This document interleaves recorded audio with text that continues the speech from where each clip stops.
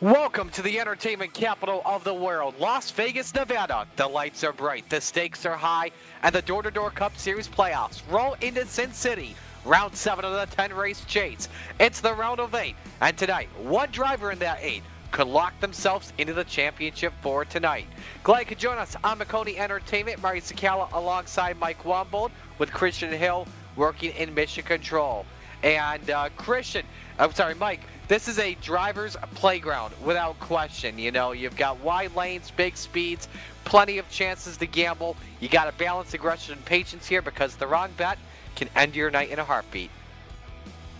Yeah, for sure. It's definitely a fun racetrack, fast. Was running some practice laps myself. Was just barely able to, just couldn't get the first place spot. But a lot of fast drivers in here. It's a good, fun league, and I'm looking forward to tonight's race. 8 drivers remain in the hunt. Let's give you the playoff picture coming on into tonight. Trevor Baxter has been very dominant, and he's got a not bad of a buffer, I guess you could say the least. Currently up 79 on the cut line on Alan Duggar, who is second, comes in with 28 extra points, so he'll be entering up 23 points or so. Then it's going to get tight from third on back. Daniel Best, Danny Carpenter. In fact, Carpenter is a point up on Hugh Brown for the final spot right now at the moment. William Lark, Nate Pollard, and Stephen Bird on behind. So it is going to be an all-out brawl, basically, in these next 3 races of Las Vegas, Talladega, and Martinsville. Yeah, it's for sure going to be a battle. Trevor Baxter, luckily, having a huge lead. He missed the last 2 races, so playoff system worked out good in his favor. But with such a tight battle, you know, you got Talladega coming up, then Martinsville follow the real-life Cup schedule. It's definitely going to be a fun battle right to the end of the final cutoff race. Let's talk about the Las Vegas Motor Speedway, a 1.5-mile D-shaped oval with a lot of high banking, up to 20 degrees on the outside, and it's going to be a lot of fun. When you put these next gens here at this track, there's so much side-by-side racing. We've, in fact, been seeing it right now in the NASCAR Cup Series race going on at the moment. Yeah, for sure. It's definitely a lot of fun. A lot of side drafting, aero blocking. You know, definitely a lot of, with such a diverse field, different speeds. It makes good racing all around, from the setup, saving your tires. You know, track position matters a lot here, and, you know, making sure your car's set up right. I was running a few practice laps. Car was bottoming out a little bit, so I would have had to work on that. But definitely a diverse field here, and going to be a lot of good racing here. We're going to have to pull in some of our drivers here for the playoffs here, if you want us to get that started, Marty. Yeah, so our 8 drivers, we'll be talking with them here as the drivers have an opportunity to get a 10-minute warm-up going on. And so with that, we'll kick things off here with our playoff leader, Trevor Baxter, coming on in here. And Trevor, it's been a dominant season so far, but you got a really good playoff margin. Obviously, the best situation to try and win your way into Las Vegas. How do you feel going into this weekend? Yeah, we're just here to do some racing. Unfortunately, we're going to miss out on a couple of next races, so it's been a good season. We're here just to race, see what we can do, and have fun now. So good luck to everybody out there. Don't know who's going to win it, but I'm looking forward to doing the racing here with Door to Door. What do you feel are the keys to victory here tonight?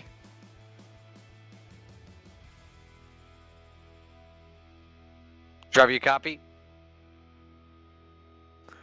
All right, I guess that was Trevor Baxter. Wishing him the best of luck tonight. And so we'll move things over to the guy that comes in second in the standings. That is Alan Duggar.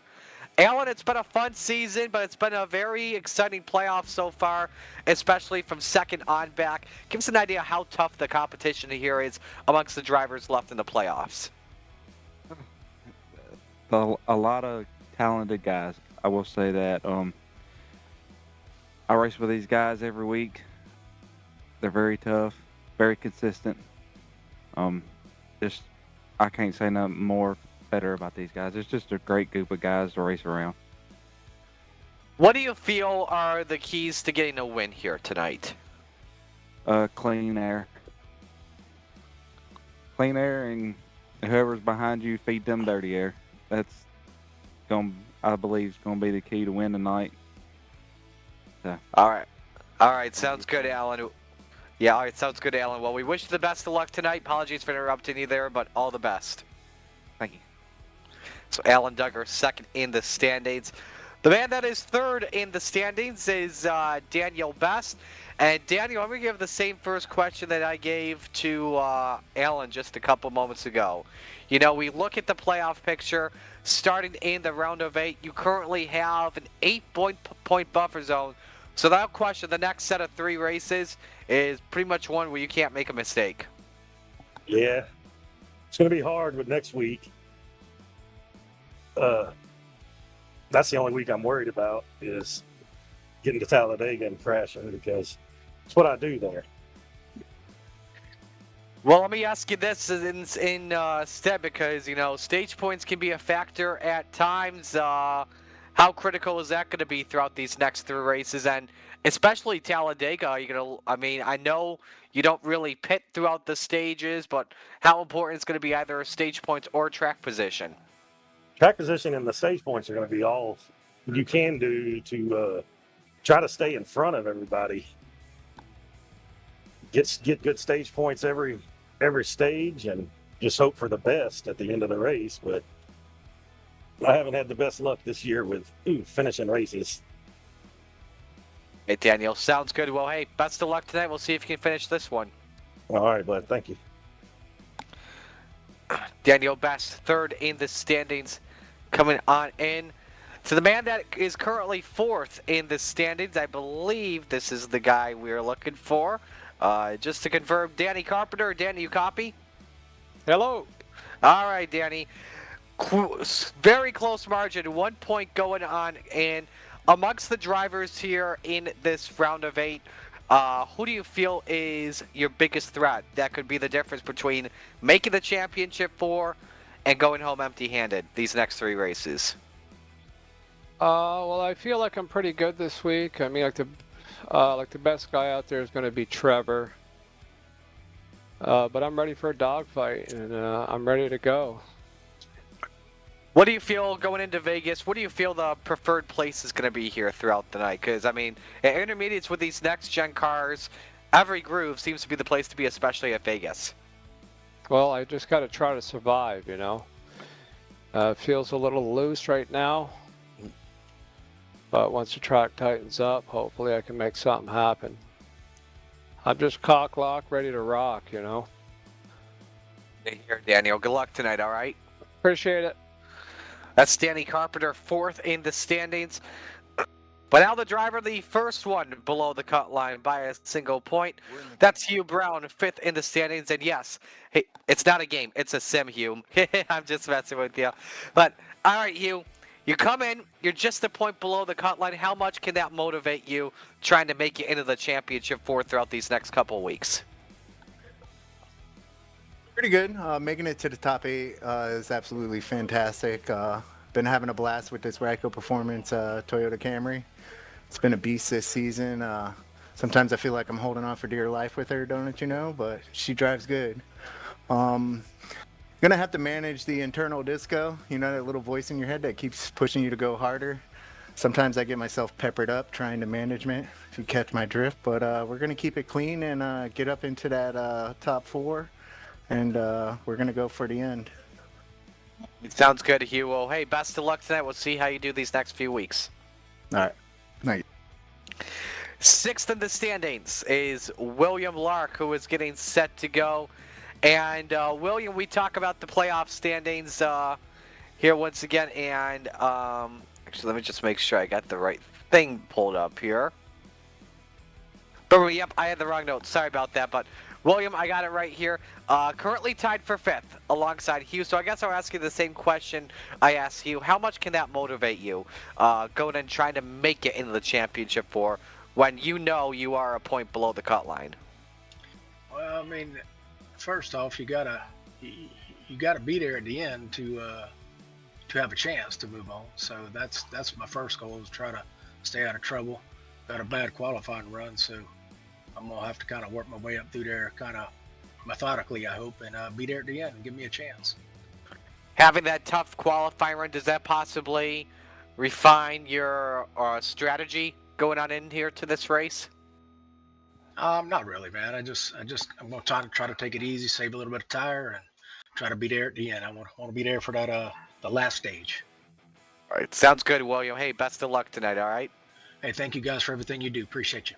Absolutely. Seventh in the standings is Nate Pollard. Nate getting set to go. Again, like I mentioned, Nate is 7th in the standings, and he's also in a very tight battle, 3 points below. Nate, when you come into a round of 8, basically the quarterfinals here of the playoffs, does it get more intense, especially when the playoff points are that close to each other when it comes to the cut line? Yeah, it does, but I'm just really happy to have made it to this round because I knew going into the playoffs this was going to be a round if I could make it to, I was going to do really well. I'm pretty good at Vegas, and I like super speedways, and I finished second at Martinsville earlier this year, so I was excited for this round. You feel like you can maybe be possibly a dark horse then, now that you say that, to get into the championship 4? I at least hope so. What are the keys? Pardon me. What are the keys going into Vegas here for you today? Probably just to try to finish top 10, get some stage points, and move on to Dega. Hopefully get a good result at Dega. It sounds good, Nate. Well, hey, best of luck tonight and these next few weeks. Thank you, guys. All right, and we will round out the round of 8 playoff drivers here with Stephen Bird. Now, Stephen, I know you've yet to pick up some playoff points, but you're definitely you're still in the ring with a round of 8, so that's got to make you happy without question. Oh yeah, sure does. Especially with the guys that are up here in this top 8. How do you feel going on in, trying to pick up some points, trying to pick up some ground, and heck, maybe even by the end of the night you could find yourself in a championship 4 spot, whether it be clinched or be on the bubble? Man, I like it. I've got good speed at this track. You know, if we can just hang on to the car and stay out of the wrecks and the cautions, maybe we can do it. I'd like to get to that round of 4 at least. All right, sounds good. Well, hey, best of luck tonight, Stephen, and these next few weeks. We'll see how you do. All right, thanks, man. I appreciate it. So that's the round of 8 here. As qualifying is wrapped up, the drivers were given a 10-minute warm-up just so they can get some time. It's also so that could help us have interviews set. Looking at the warm-up times here temporarily. At the moment, Trevor Baxter quickest, a 29.685. Perfect timing there, too. You know, yeah, absolutely. Get ready for grid there, qualifying. We're getting ready to go. We're going to get them lined back up on the field. Thanks there for a few minutes there, Marty. So, starting the lineup, we're going to have Stephen Bird and Danny Carpenter, 1 and 2. Following that, we're going to have Hugh Brown, and Michael Reeves in 3rd and 4th. 5th, we have Bradley Knopfsnyder, and 6th, Joshua Switzer. 7th, we have James Nesta, 8th, Daniel Best. Running at your top 10, we have Will P. Hewitt and Thomas Hageland. Number 6 on the grid, Thomas Freeman starts 11th in the 17th. To the outside, there's Trevor Baxter in car number 12. One of our playoff drivers. Pair of playoff drivers in row 7. You've got William Lark in the 10 and Alan Duggar in car number 15. The 8th row this evening. We don't know who's inside row 8. Whatever's behind race control will move up a row. But we know starting 16th is Chris Chavez Essery. So that will be Gus Otero moving up a row. Michael Kurgeluk on the outside of row number 9, and rounding out your top 20 here this evening. Nate Pollard will move up to 17th starting spot, and Brian Burchett rounds out the top 20 here this evening. Looking at 21st on the grid, Terry Orr, Tommy Osborne in 22nd. So 21 drivers will take the green here this evening at Las Vegas Motor Speedway. Yeah, definitely a little odd there. They put me up in there. I didn't do a qualifying lap, so maybe that's going off of practice time, but our cars are starting to roll. The pace car is rolling. We're going to have one quick pace lap here, and we're going to be off to the green. What are you going to be looking for here in this race, Marty? Well, let's talk about the race analysis here first. 174 laps the distance. Stage breaks here on lap 43 and lap 86 as well. 100% on the fuel, so which means as we Take a look at things here. You're looking at a fuel window of about 64 laps or so. So drivers will be able to go the distance. 5 sets of tires and 2 green-white checkers if needed. Hot track today, 97 degrees the track temp, but clear conditions at 2:26 p.m. sip time as we get set to take the green flag. You know, a lot of good keys to victory here. I think the top one coming on in, you know, Vegas is a 1.5 mile intermediate track, meaning the balance between speed, aero, chassis setup, and tire management is critical. The track surface and the grip is going to be dynamic throughout the race. It will change, and the car will handle in traffic completely different between clean air and dirty air through the long run.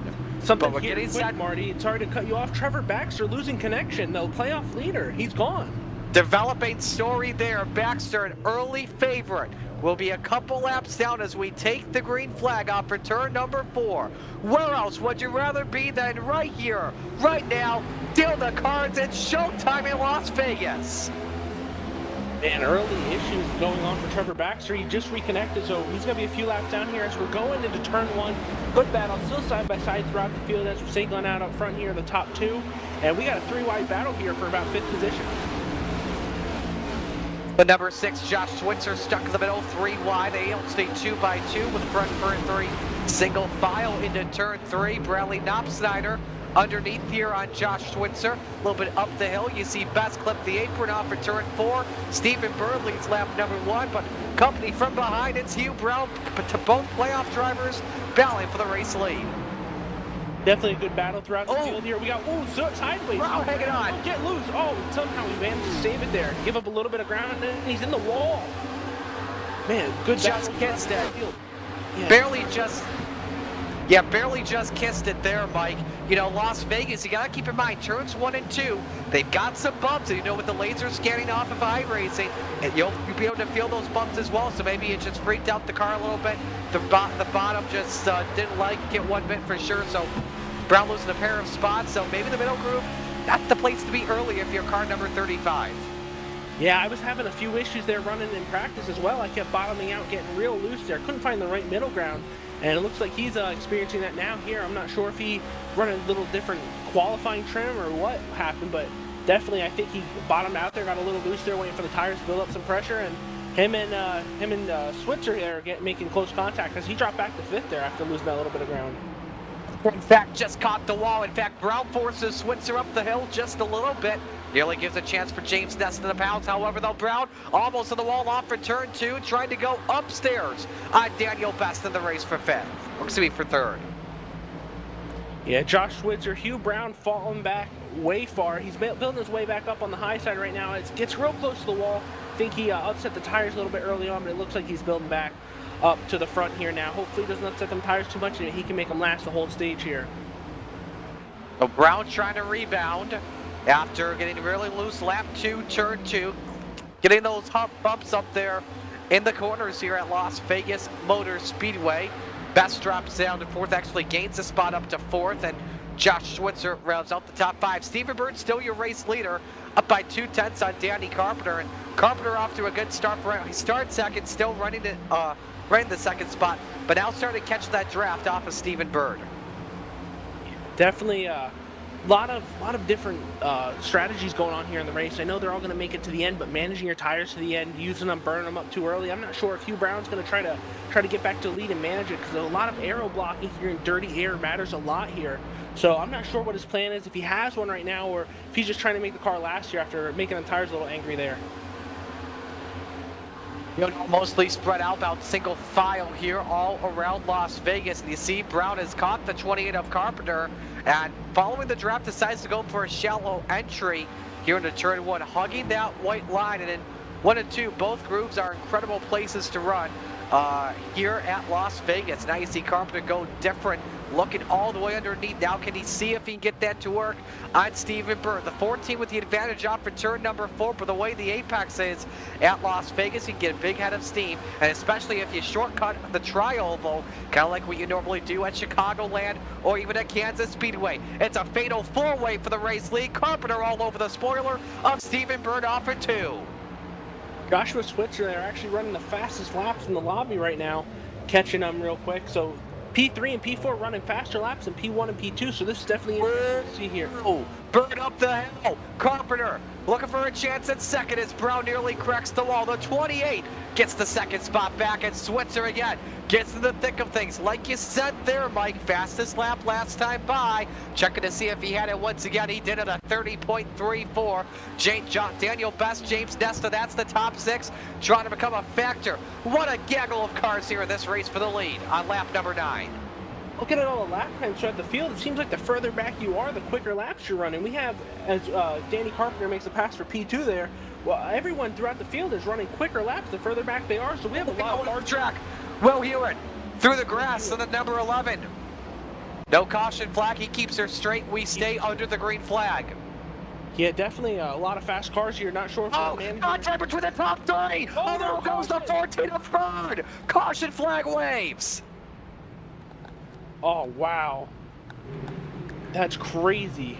Playoff implications on lap number 10. Hard racing has gone wrong. Gonna have to get a replay here to see what went wrong there, but definitely crazy through the up front there. Definitely altering our playoffs here. Hopefully no one's too damaged here, as we don't have any fast repairs, so this could definitely end someone's playoff if there's enough damage. Trevor Baxter definitely needing this caution. Absolutely. 3 playoff drivers involved, 2 of them below the cut line. Watch what happened with the 14 first of Stephen Bird. Just gets sideways. Carpenter doesn't expect it. Brown tries to miss it. He's got nowhere to go. Josh Switzer says, thank you, boys. I'll take the lead from here. Yeah, definitely crazy there. Unfortunate. It looks like the 14 just got loose there. Went up the track, and Hugh Brown and caught a bunch of cars there, but hopefully it doesn't look like too much. Oh, it's a little bent up there. It might hurt him a little aerodynamically, but oh, they're wrecking under yellow here. Just got Carpenter, and another driver goes around. That being Trevor Baxter. Oh man, sorry about this. I'm just trying to keep up with this. The Hugh Brown just went down and tagged the 14 and caused a big wreck here, and we have probably more damaged cars here under yellow than we did under green flag. And Hugh Brown said he's done. He's out of the race.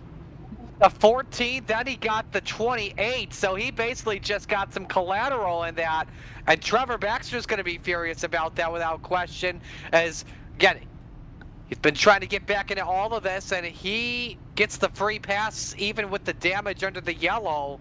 But the question's going to be, what is the issue on the 12? And again, like you mentioned, Mike, Hugh Brown said he is done for the day, and that likely may cost him something else in the penalty report later this week. Yeah, he said he didn't see him down there, and the 14 was on the apron. I'm not sure if that was intentional or not. I mean, they did just make contact for that yellow, and I'm not sure. They might have just been trying to get their spots back or whatnot. I'm going to have to look into that, but he just hung a hard left down there, and you know, it looked like he turned at the last. I'm not sure. Regardless, there was a lot of cars there under that yellow, and they got even bad. Like we had innocent bystanders there getting damaged there under that yellow. That's crazy. We're not saying it's intentional, but for those that are watching at home, recognize that, you know, those were the same 3 drivers that were involved in that accident. You know, those watching are going to think, you know, they're going to lean towards one side and they're going to lean towards another side. So, but first caution here as we work lap number 12. This our first stage, 43 laps, and Josh Switzer, the race leader. Danny Carpenter, even being involved in that accident, suffering damage, he was able to keep the car straight. He'll restart in the 2nd position. James Nesta, Daniel Best, Michael Reeves, the top 5. Door to Door Racing League brought to you by Kinetic Gaming. Visit their website, kineticgaming.org, for more information. This is a crazy playoff implication. Even Trevor Baxter not being involved and getting involved there under the yellow playoff implications. He says he's not going to be here the next 2 weeks, I believe, is what he was referring. And he needs to win this if he's going to make it to the final round. Based on points, if he misses the next 2, I don't think just points-wise will be good enough for him. So that could end his whole playoff run right there, that little mishap under yellow. Well, Baxter's got a huge points lead coming on into the playoffs, and with a field of 21 here, you don't want to say it's not going to help, but it may not hurt at the same time. His chances of a championship for, because you could have a mulligan, especially with that. Again, Baxter, dominant season for him so far in 2025, coming on in a total of 14 wins in 25 races throughout 2025. So set to come back to the restart. Josh Switzer, Danny Carpenter, the front row. James Nesta, Daniel Best, row 2. Michael Reeves, Bradley Knopfsnyder, row 3. Alan Duggar, Chris Chavez, Essery, row 4. Michael Kurdzielak, and William Lark. That is the top 10. Switzer set to fire inside the restart zone, the Echo Park restart zone. Back to green. Back to green indeed. Watching the whole field, making sure we all don't get black flags, just stay in our lane. Everything is good.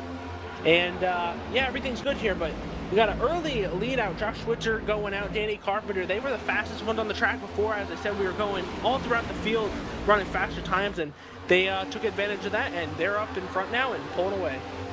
In the 28, he's got some left front damage, and could that be messing up the drivers behind them? Because could the car be slower? You see Best with a beautiful move on the outside. Let his Mad Dog teammate go. James Nesta underneath for third, and it's 3 wide for fifth on back. This looks like a pack race here at the moment. Yeah, definitely a lot of pack racing at the field. Oh, 87 loose up top, almost contact. He saves it. A lot of cars getting loose here on their own here. We did something to look forward to the whole night, and maybe something the drivers need to be more careful of. Yeah, it was a major bobble by Bradley Knopfsnyder for the race lead. Here comes Best underneath on Josh Switzer to go to the point. Will we see our second lead shows that they bang doors coming to the line, and it's Best the new race leader. Best the new race leader. He's making his way up there, whether he has to bully his way or not. But Switzer on the outside doing a little side draft here, and oh, they made contact again, I think. And Switzer stays out of the wall. I thought he was going to tag the wall there, but they're running side by side hard for the front like it's the last lap here. This is going to allow James Nesta to close in without question. Best low, Switzer middle groove. Best drives Switzer up the hill. They nearly touch once again off of 4. They may have actually. This time it's Switzer that takes the lead back of the line.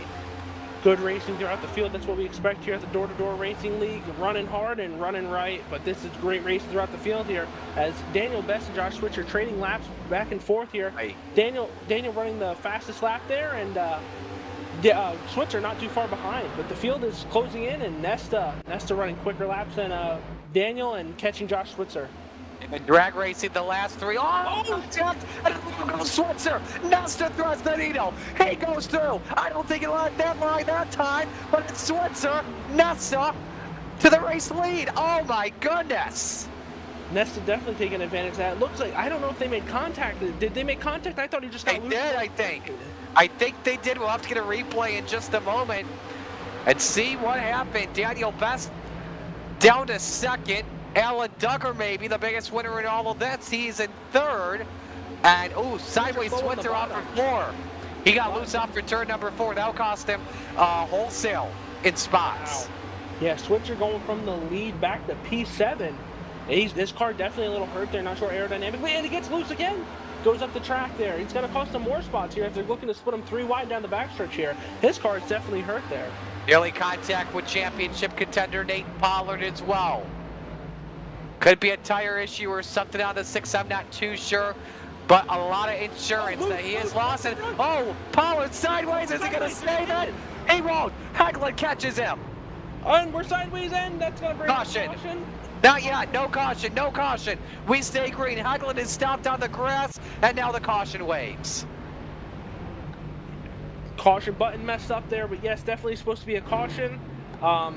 Sorry about the delay there, but yeah, they were both sideways going across the track there, but not sure what happened. Gonna have to get a replay on there. Hopefully we get one on Switzer there too, see if they made contact earlier on there when he tagged the wall.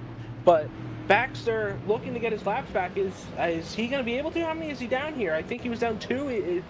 No, he's down 1. 3. He's gonna get the lucky down 1. Oh, it says 1 here on my scoring. I've got 3. We'll have to check the replay first off though, as we've already had half of our round of 8 drivers involved in a crash. As Pollard loses at nothing that the 11 did there, and as Pollard's trying to save it, nowhere to go is Thomas Haglund, and you see him trying to see who was that other car that was collected in that. Not sure. We had the 99 Thomas Haglund involved. You said him. I'm not sure that other car, but I think that was Ryan Burchett in the 3. Here's a replay. So right on board here. This is Hagland, as he has nowhere to go. Yeah, definitely unfortunate for him, but a lot of people are going to be looking forward to this caution. Baxter, he's 2 laps down, you said. Hard in the back there. Man, that's definitely going to cost them. Nowhere to go, 1 bet.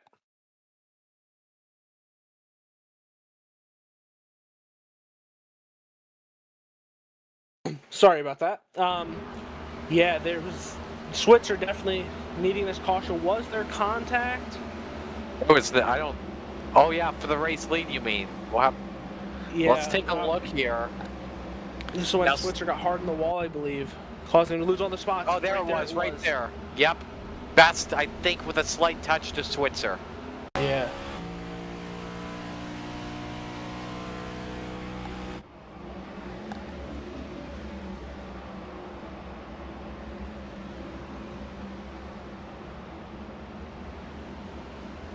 Oh, This is yeah, that's near contact with Pollard as well. Yeah, this was before the Pollard crash happened.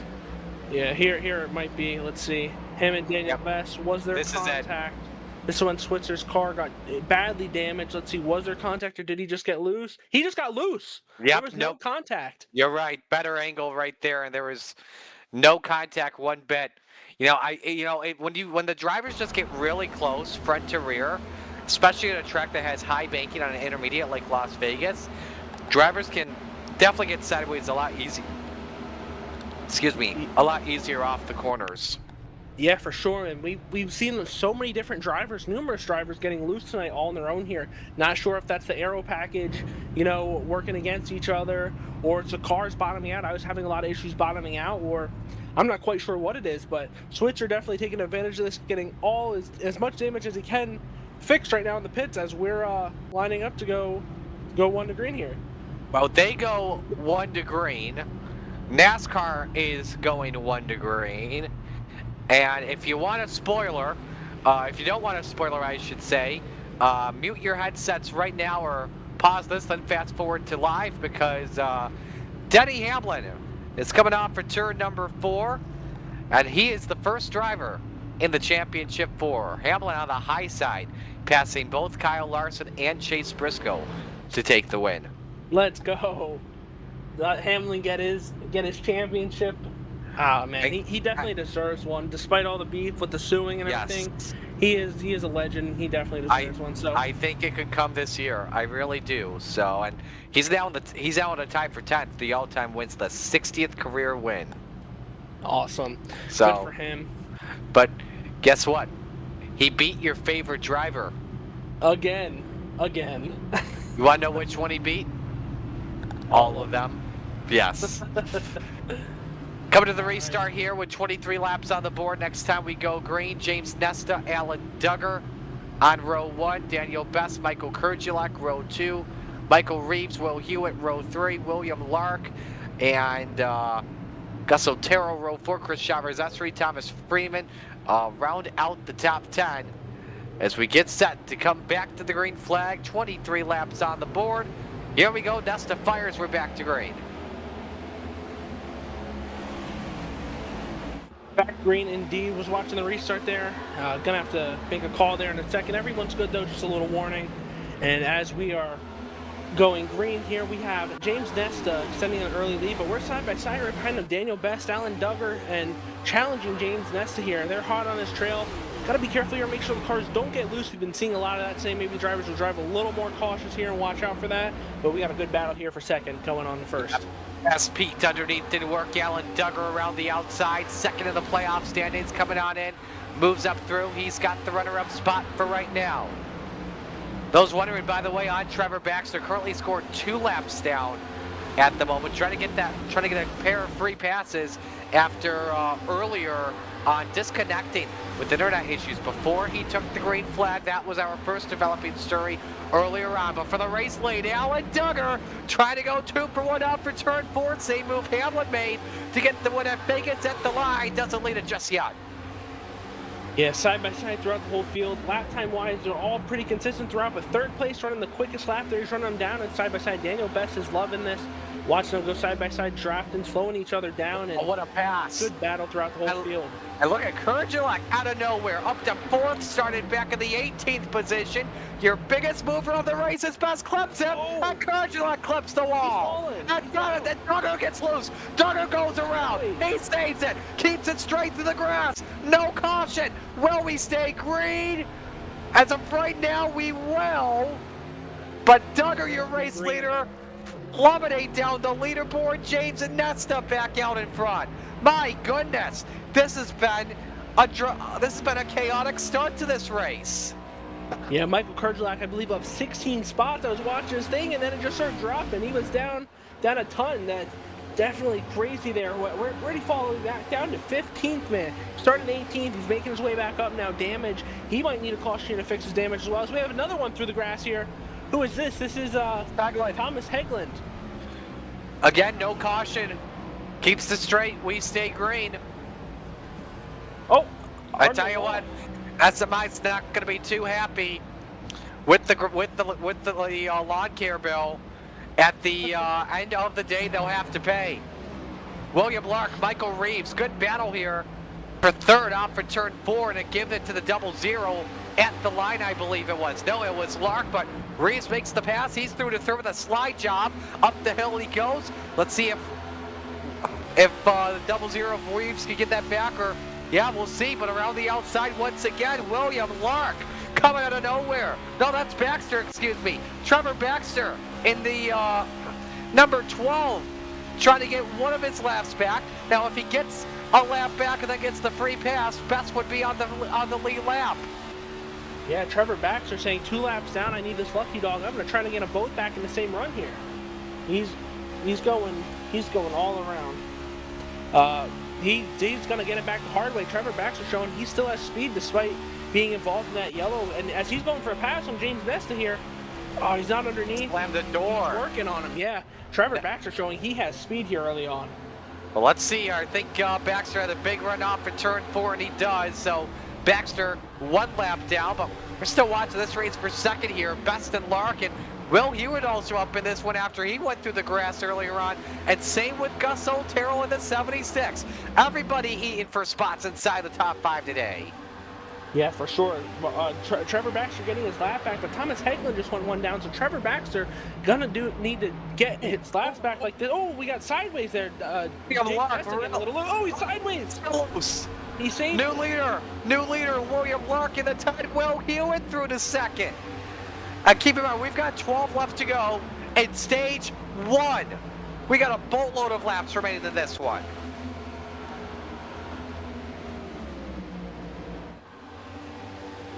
And now Hewitt gets sideways off for turn 2. He doesn't clip the inside wall.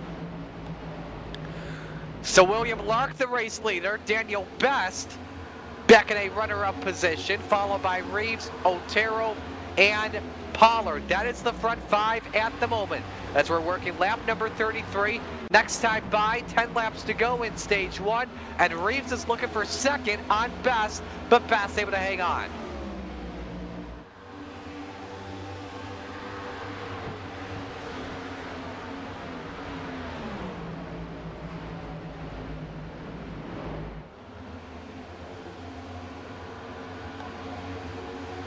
A lot of good racing around the field here. Gus Otero's got both Reeves and Best. Best playing defense. Oh, Reeves around the outside here for the runner-up spot. Can he drive it in deep and get it to stick off for turn 2? The answer is yes. Reeves is up to the runner-up spot. And this is allowing William Lark to open up the delta. Currently at a half second on Michael Reeves. Best, Otero, Nate Pollard, that's the top 5. Chris Chavez-Essery in 6th. In fact, when you look at the biggest movers, we got 5 of them up 10. Nate Pollard up 14 into 5th after his accident earlier on in the race. Gus Otero up 13 into 4th. William Lark up 12 in the race lead. And you've got Chris Chavez-Essery and Tommy Osborne each up 10. Chavez-Essery running in the 6th spot. Low contact here in this racing for 3rd. Otero and best. A lot of good, hard racing here through corners number 3 and 4. We'll see who get the advantage here. It's Otero up on the bottom step of the podium.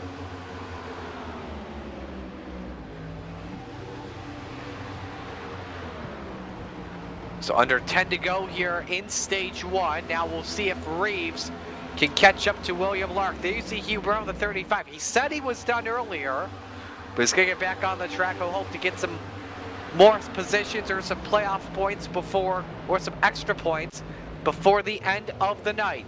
Watching Gus Otero again in that 3rd position, following the draft of Reeves in that 00. Highest Toyota in the field, and we got trouble. Terry Orr around down the back straight. Terry Orr down on the back straight. This will not end the stage here, I don't believe. Got to see what happened here. Caution is out though, and Terry Orr having a good run up into there, and I'm not sure what happened there. Hopefully we get a replay here in a second. This will make things very interesting here in the final laps of stage 1. Are drivers going to pit and go for the track position, or will they wait until the green checkered flag? I would say right now, with how wacky this race is, I would say get the tires at the end of stage 1. I would wait. Yeah, I'm not too sure. Unless someone pits now, you know, just drives around real slow, and it looks like the 54 just got loose all on his own. We've been seeing this a lot. That may have been the lap before. I'm not sure, but Terry's been fighting an air handling car all race long. For sure here. Hopefully no one else was involved. Let's see, Terry. 99. Yeah, Terry was definitely loose here. A lot of drivers loose. Hopefully, if he loses it, he doesn't come back and collect him. He's definitely loose on the apron. And, oh, hard in the wall. Oh, that might be a race center for Terry. Oh, free pass. Definitely a hard lick. Free passes. Thomas Hegland was the first car a lap down, and we see a split strategy. Drivers wanting the track position up near the front when we begin stage 2. Danny Carpenter, Josh Switzer, Thomas Freeman, Chris Chavez-Essery, Thomas Freeman, Michael Kurgelek, Brian Burchett, Tommy Osborne, all on pit road. Honestly, if I wasn't the fastest car here, and I think track position might matter with that dirty air and aero blocking, I might have pit here, not run my tires real hard here. It is only a few laps until the competition caution, and try to get out front, maybe stay ahead of the other people, just pit with you, try not to burn them up too bad, and then when everyone comes here and pits, you're gonna make it to the end of stage 2, and you're gonna be good. So this could be a good call for some of the people who may have a fast car and just not fast enough to pass them with the aero blocking and side drafting, everything going on. But definitely a split strategy here. It's gonna be interesting to see how things play out at the end of stage 1 and beginning of stage 2. Only one driver in the playoffs that decided to pit. That was Danny Carpenter. He's been in there for a little while and trying to repair that damage that he suffered in the first caution of the race. So for those playoff drivers though near the bubble, can't risk giving up the stage points, as they're going to stay out. So most of the drivers we saw pit, they're out, they're rolling the dice basically. They're gambling here to see how they can do in stage 2 when they have a couple laps of scuff tires compared to the fresher sticker tires when we have stage 2 begin. And again, stage 1, we got to mention, ends at lap number 43 today. Yeah, and at lap 43. Our pit road will close right as soon as we go green there. And as soon as the 10th place finisher crosses the line on lap 43, the caution is going to go out. And we're going to rack them and stack them. I'm assuming going to have a lot more people come down pit road, all who didn't pit the first stage. Some people pick up damage, and it's going to be a great sign for Trevor Baxter, who's going to get his lap back and be back on the lead lap. Now let's reset the field. William Lark on the bottom. He and Michael Reeves share row 1. Gus Otero and Daniel Best, that is row 2. Nate Pollard and James Nesta on row 3. Will Hewitt and Stephen Bird is row 4. Bradley Knopsnyder and Alan Duggar round out the top 10. So we get back to the green flag. There will be 4 laps remaining in stage 1. Who will pick up a playoff point And although playoff points won't matter for the rest of the season, who can pick up some stage points, that could be critical towards the championship if you're a playoff driver. We're about to find out as Lark fires. We're back to green with a stack up on the outside with Reeves. This allows Otero to move up to the second position. Yeah, 1 second. I saw someone change lines, start finish line. Gonna have to give out a little penalty there or give a little warning there. Not to do that again. I'm not sure if he gained any positions, but I'm trying to figure out who that was real quick. It was in the back of the pack. They were trying to make up some spots there, but we're gonna have a yellow flag here soon, so I can do that there. So sorry about that. Yeah, Mike, you figure that out. Restart is under review. Daniel Best in the 5th position. Underneath on Nate Pollard for 4th. Can he grab this one across the start-finish line? Into turn 1, Best sending her deep on the 16. Up the hill he goes. Had to lift just a little bit. And Pollard back through to 4th. Here comes Will Hewitt trying to grab a top 5 spot. Yeah, I found out who it was. It was Danny Carpenter. He didn't gain any spots, but still he changed lanes there before the start-finish line. Not supposed to do that. I'm gonna give him a little talk to here under the yellow flag. Hewitt Oh, and Best rub off in turn number 4. And Best edges out Hewitt at the line there. 2 laps to go in stage 1. Pits are closed for the rest of this stage. Reeves looked underneath Otero, but got really tight. Went up the hill with a lot of understeer. In the corner, Lark hanging on to the race lead for right now. About 3.5 tenths over Gus Otero. James Nesson trying to recover after he got loose earlier on in the race. He's currently scored in 6th. Now he wants 5th from Daniel Best after they raced very hard earlier. For the 5th spot on the line. Best cracking the wall there for just a moment. Final lap underway in stage 1. White flag out here in the final lap. We're looking 3 wide here. Thought better of it as we're still side by side going through the 7th position there. A lot of battling going out throughout the field, especially the people who stayed out or pit, and took tires there. We got William Lark here. William Lark here through 3 and 4. Gus Otero trying to send it deep, cuts it down to half a car length, cracks the wall, not going to work. William Lark, your stage 1 winner. Emphasis on stage 1. A very wild stage 1, because we've got a lot left to go here in the first race of the round of 8 for the Door Cup Series playoffs. We'll step aside and take a break. Stay with us here on Maconi Entertainment.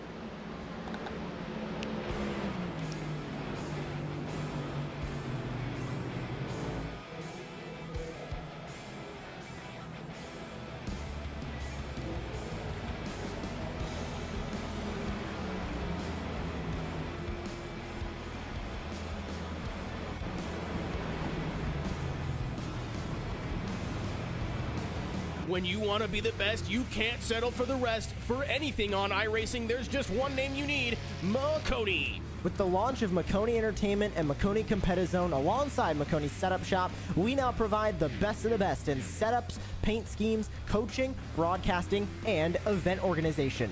With cars across all 4 license classes, we have what you need to hit the track with confidence. Grab a subscription and save money while going fast at MaconiSetupShop.com/subscriptions. And remember, at Maconi Setup Shop, there are setups, but your victories.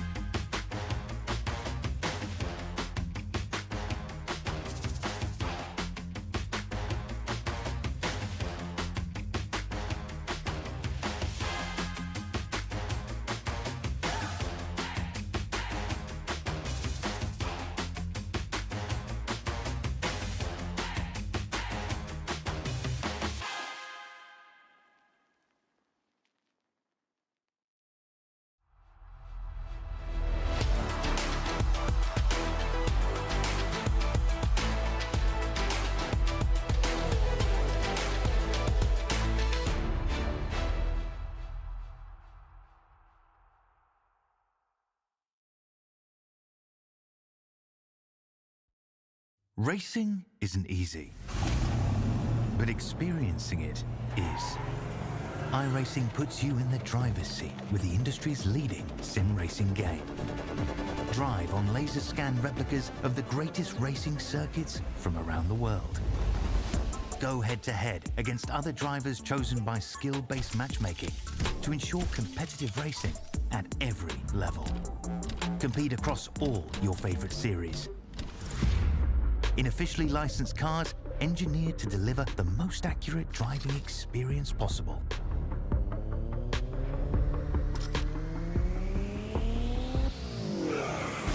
Join a race or host your own with players from across the globe.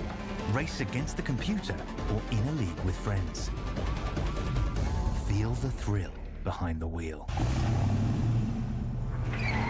Visit iRacing.com.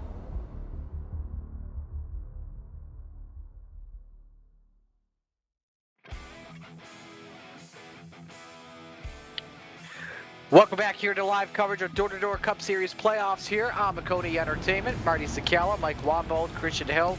Glad you could join us here for the broadcast here this evening. Set to go here for stage number 2, and this is where we're going to see the strategy play out here. 2 drivers pitted on lap 37 and stayed out. That's Thomas Freeman and Chris Chavez Essery, your front row. William Lark, your stage 1 winner, inside on row number 2 next to Gus Otero. Nate Pollard, Michael Reeves, row 3. Will Hewitt and James Nesta, row 4. Stephen Bird and Alan Duggar round out your top 10. Stage 2 will go up to lap 86. So, again, shouldn't expect any drivers to pit during that stage unless, obviously, we get a late race caution like we did in stage 1. The field better look out. Trevor Baxter's back on the lead lap. Hugh Brown thought his race was over, but he is only 2 laps down. He might not have the pace, but he might be able to get some more spots here as the race goes on. We should keep an eye on as well here, too. The driver that did not start the race on time, Trevor Baxter, with an internet issue. Restarting on the lead lap in 16th as we're back to green. Freeman gets a great jump. Essery caught sleeping. Lark could get second here, entering turn 1. Restart is good, no issues there. Side by side throughout the field with Thomas Freeman pulling away. We're going to see if taking the tires early on and staying out was the plan here. He might have not had the fastest car in speed, but might have just needed that track position to stay ahead there. And we're going to see comes around here with 3 wide going in the corner and going into turn 3 in the back here. We're going to see lap times wise. I thought we had someone up in the wall there for just a moment. That was my iRacing glitching on me there. Michael Reeves passing Gus Otero for 4th as Freeman continues to lead, but Lark is all over him for the race lead, separated by a car length and a half. Second place there, William Lark, definitely quicker there, running a 32.0.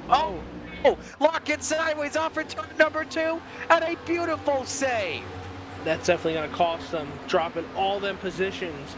Oh man, he no yellow out for him. He's going to rejoin the back of the field. He's going to hope and pray for a yellow, but kept it straight there. No damage on the car. Good, you know, it's still he's going to live to drive another lap here, and he's going to earn some back.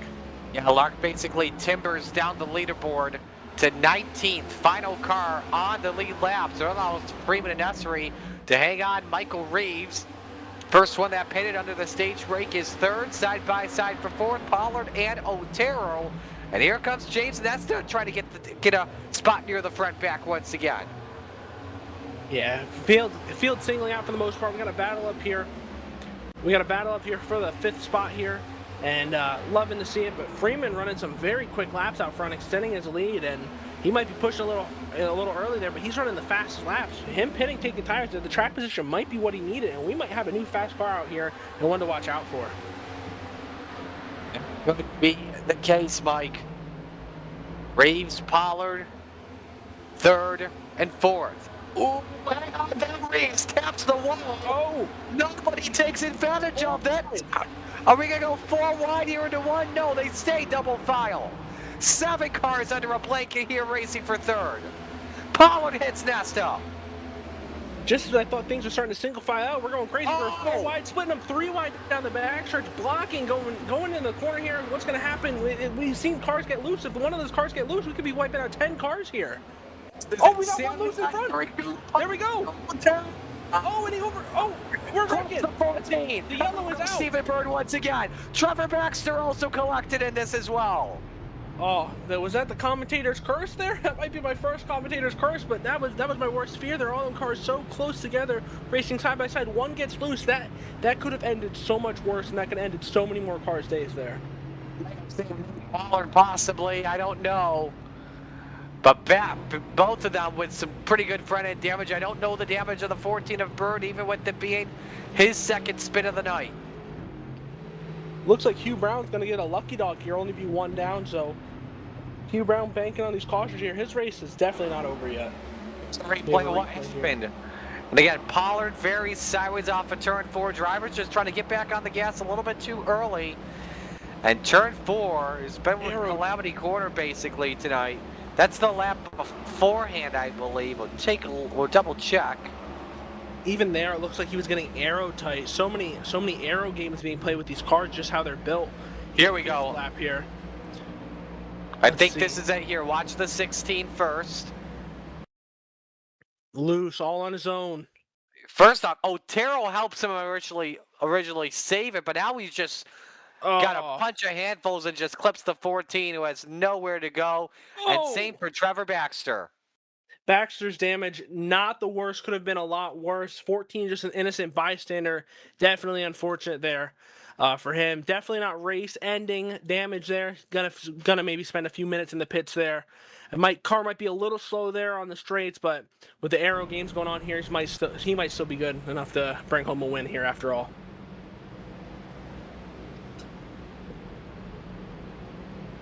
Definitely innocent bystander there. Unfortunate for him. So yeah, it's crazy there. Trevor Baxter getting some damage there, an innocent bystander as well. Not too bad there. Just maybe a few seconds of damage you're gonna have there. Hopefully I don't think it's race ending for him, but Hugh Brown definitely the beneficiary here, getting a lap back, only one lap down. He thought his race was over, and he had another chance here, one more, and he's back on the lead lap, and he's gonna be running for a race win here after all. Drivers pitting here under this break. In fact, the majority of them top 10 staying out. Checking here. Keep in mind, drivers with 5 sets of tires here this evening. And it seems like for the way this race is playing out, it may be a race where you may not only be trying to save tires, this could also be a race tonight where you're just trying to survive and hang on. For sure. I would definitely be taking it easy if I know I don't have the car to win. You know, running my best but not overstepping my limits. We've seen almost every caution so far, cars overstepping their limits and just spinning out, getting loose on their own, whether it's aero or just their car bottoming out or something not agreeing with them in their car, you know, getting real loose there. So this could have ended a few different races multiple times. We've had a few cautions now, not including the stage one. And might just be best to take it easy if you know you don't have the winning car and just try to get as many points as you can. I'm sure that's what Hugh Brown's hoping for, being one lap down. And I know he's badly damaged here, but he's probably just hoping for a lot more cautions here and seeing he definitely can gain some few spots yet. Going back double file here. Take it back to the restart. We're going to be going green on lap 57 here. 86 is the end of the stage, I believe. Yes. You are correct. So, a reminder, Maconi Entertainment, your place for iRacing broadcasts. If you like what you see, hit the subscribe button and turn on those notifications as well. Let's know who you're rooting for in the chat. Hick Ross checking in. Liking the racing so far. He says, Dale, yeah, indeed.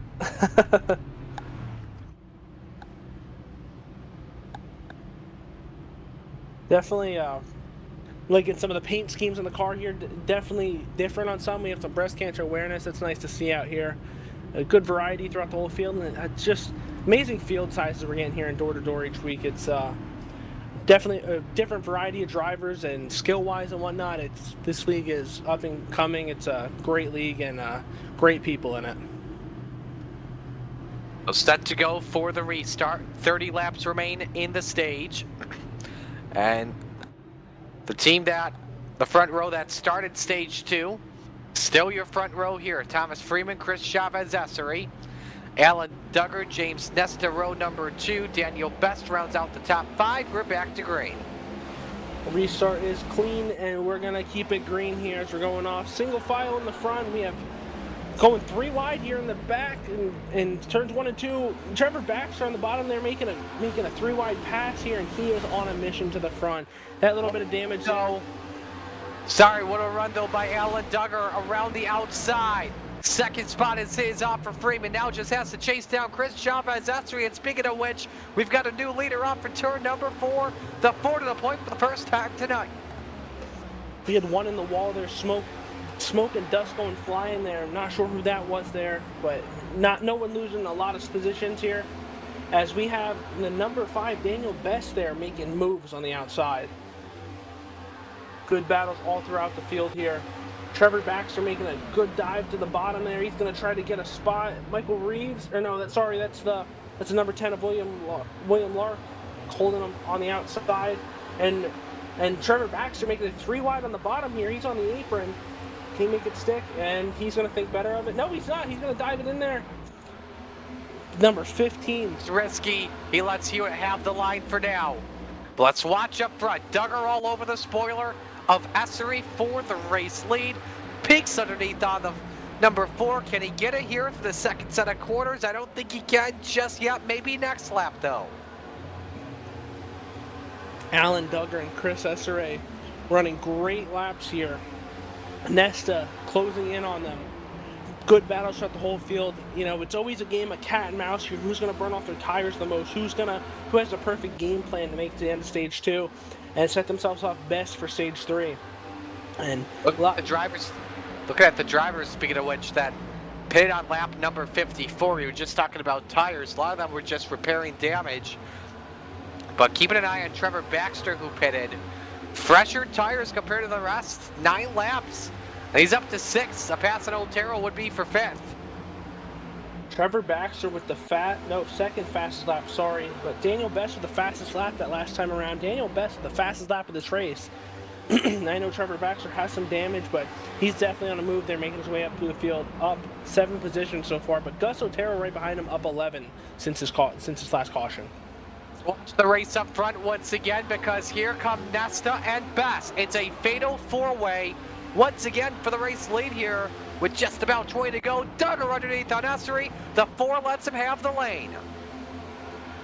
Good battles throughout the whole field. You know, James Nesta's hoping to get side by side, slowing each other down. He can just pick them off. James Nesta been the victim of circumstance a few times here, just getting some good positions here from other people's misfortune. So he's definitely hoping they get side by side. And Nesta's closing in on the 15 here, and good battle here in the top 3. Trevor Baxter's approaching the top 4 as well. Front of the field, basically single file. First side-by-side battle is Hewitt and Kurjalak in a race for 8th. And as I say that, Duggar low on Essery for the race lead, taking advantage of 8 laps of fresher tires. Throws the slider on the 4, and here comes Nesta for 2nd. Nesta on the inside, side drafting while getting the draft off Alan Duggar. Chris Chavez Essery going backwards right now. He might have used his stuff up a little early.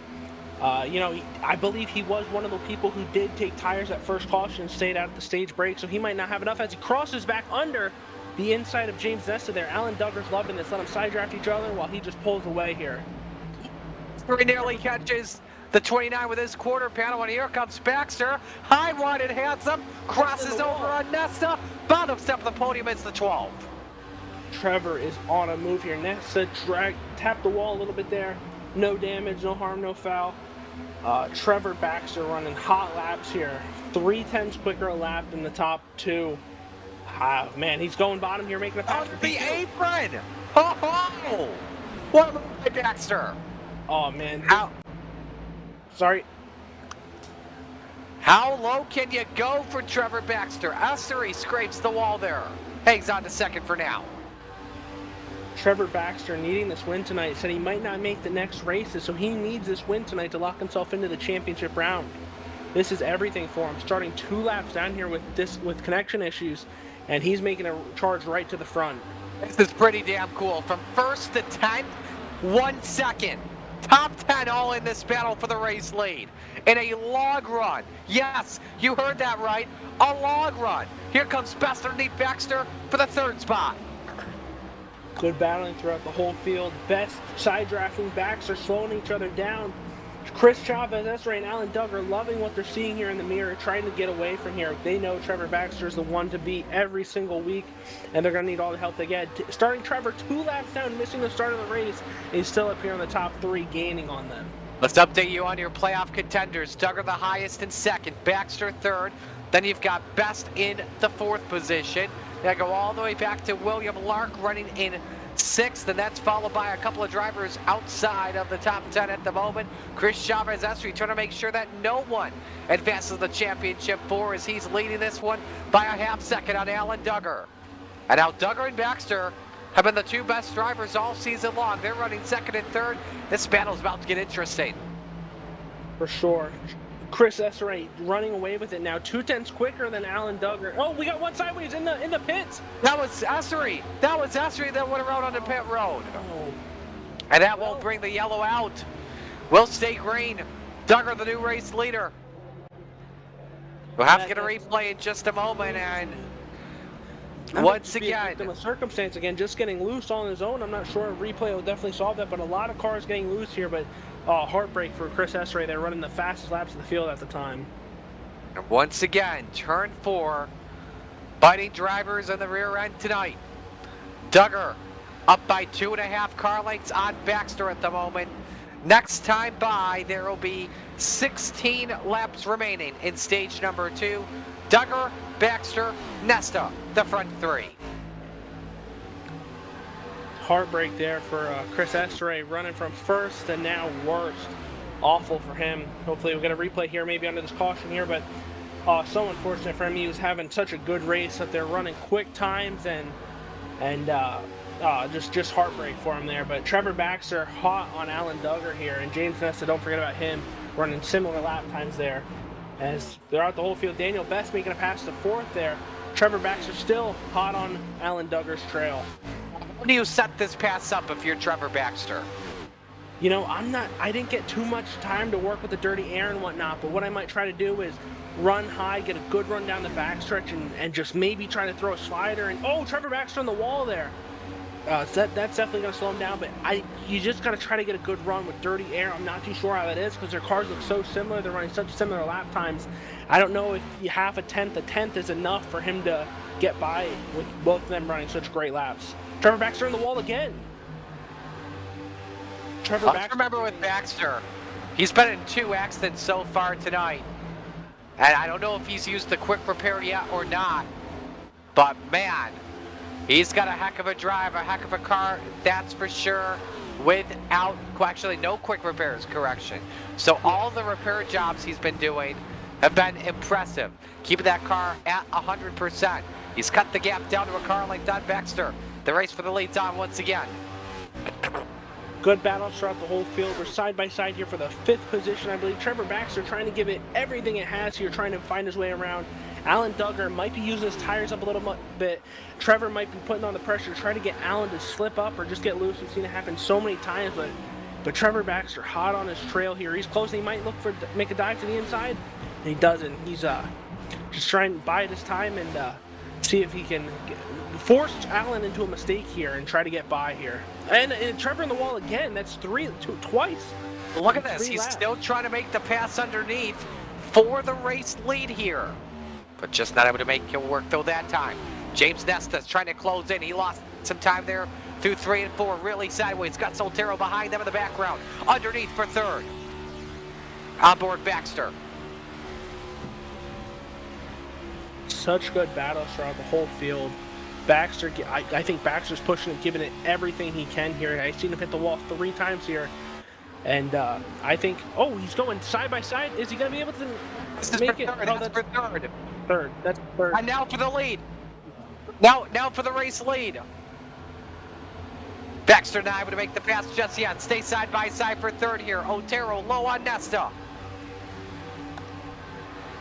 Nesta falling back a little bit. Otero running quick lap times there, trying to side draft to 29 here. 29 got the preferred groove, and he's gonna definitely slip away there.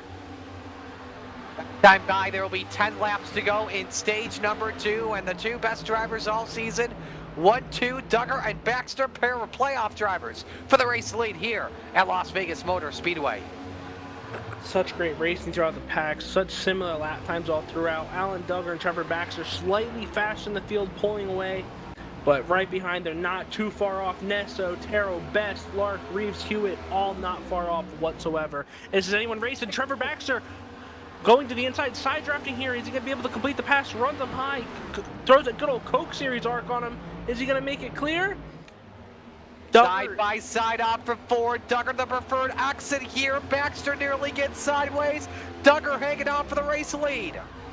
P1 and P2 side by side, P3 and P4 side by side. This is such great racing up front here. Baxter drives it in deep up the hill. He goes near contact with the 15. Oh, this is some good stuff for the race lead, and even with lap traffic ahead as well. This is such great racing always throughout the field here, and Duggar's trying to get a good run on the top of the side draft from Baxter. Baxter does it so perfectly, gives it a good arc, runs up high, and Alan Duggar tapped the wall there a little bit. Alan Duggar might have a good enough run here to clear Baxter, and he does. Remember Baxter as well, 9 laps of fresh tires after paying in the last yellow that he was involved in on lap 54. Under 10 to go here in stage number 2. Next time by, there will be 7 left. Baxter looking underneath behind them. Nesta looking on Otero for 3rd. Otero was able to take that spot, by the way. Your front 2 working on Chris Chavez-Essery. Whoever got sideways while racing for the lead is Baxter. Kisses the wall off for 4. That's Baxter's 5th wall kiss here in about 10 laps. He's definitely, I think he's given it all he has here. And he has fresher tires. I'm not sure if that damage is holding him up a little bit, if it's even repairable, if he has it all fixed, but that's multiple instances he's been involved and he's kissed the wall just a few times. And Chris Essery, he might be blocking for his life here after spinning out and while he was leading. He was running fast laps here, and he's in danger of going a lap down. Chances he'll likely get the free pass, though, at the end of stage number 2. Danny Carpenter in turn 1 at the moment, so, well, he'll be able to hold on. He'll be hoping to let it ride, basically, in Las Vegas terms. Here comes Baxter riding the low line, speaking of which, for the race lead. Good battles throughout the whole field here. This is great racing. We're starting to single file out here, but it's all right. We're going to have the stage caution here in a few laps, just 5 laps.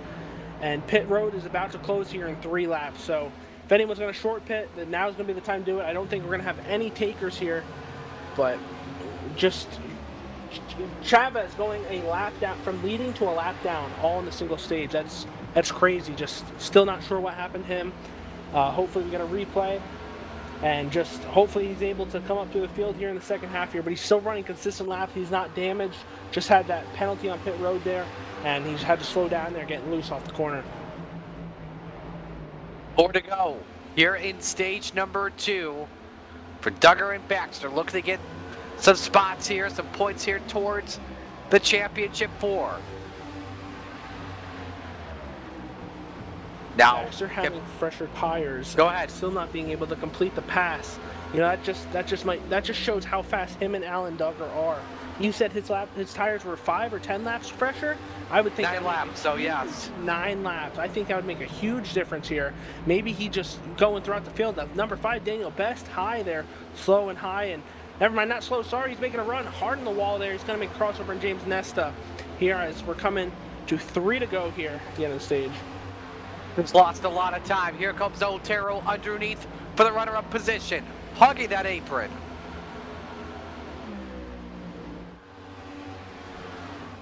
This is such great battles throughout the whole field here. So many different, Daniel Best diving hard on the inside here, but so many different levels of skill and speed, and just, oh, this makes for such great racing here. James Nesta looking for late charges here in the race. He looks like he's diving high, diving low. He's definitely picking up speed. Not sure if he's using the draft or different lines, or people just wore this up, but James Nesta is definitely on the move here.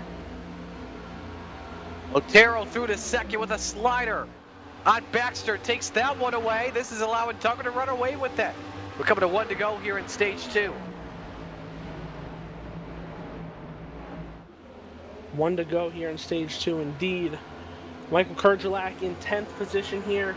Not amazing race. He's not up front right now. Hopefully he can make some adjustments here, but the stage will fall when he crosses the start-finish line here But Gus Otero making a late race charge there. I think Trevor Baxter burned up some of his stuff, but Alan Duggar and Gus and Trevor, all real fast. Daniel Best, James Nesta, all putting on such a great show here at the end of stage 2 and all throughout. Luckily, Baxter will get to pit here between stages. Caution flag waves here as Duggar was coming to the checkered. He'll win stage 2 regardless. And we're checking on what it is for. I don't see anyone spun. That is my apologies. I thought that was a completion of lap 86. So that is my apologies there. With that, Alan Duggar, your stage 2 winner. We will step aside and take a break. When we come back, we'll have the final race for the final stage here. Door Cup Series action here at Las Vegas Motor Speedway.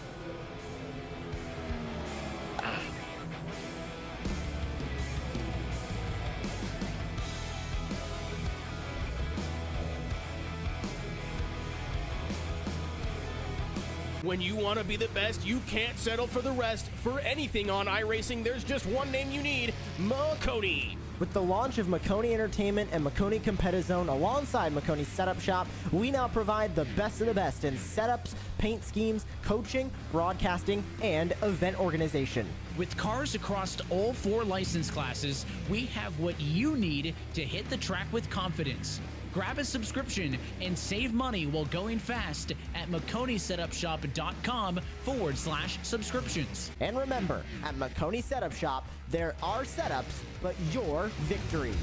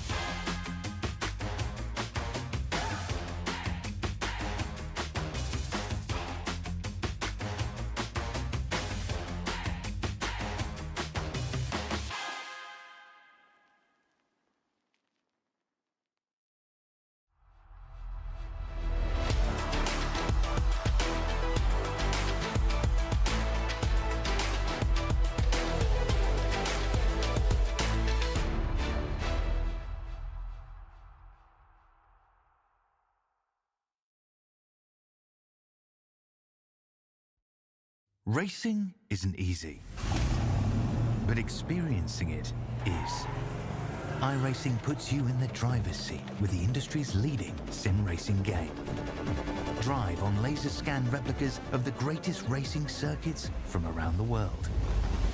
Go head-to-head against other drivers chosen by skill-based matchmaking to ensure competitive racing at every level.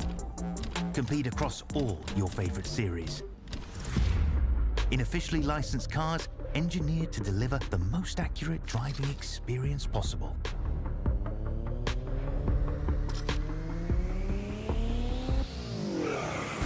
Join a race or host your own with players from across the globe. Race against the computer or in a league with friends. Feel the thrill behind the wheel. Visit iRacing.com.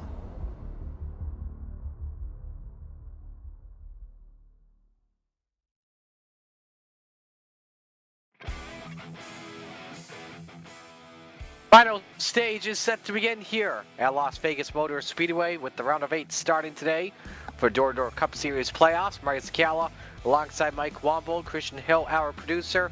Hey Mike, guess where we get to head next week? I know where we're heading next week. We're heading to Dega. Heck yeah it is. It's going to be wild. Everything on the line. You never know what's going to happen. Make sure you join us next Sunday, 8 p.m. on Maconi Entertainment. But with the way this race is going, it's like a game of roulette. You just never know what you're going to land on. Alan Duggar, the race leader, to bring us the green flag. Stage number 3 underway.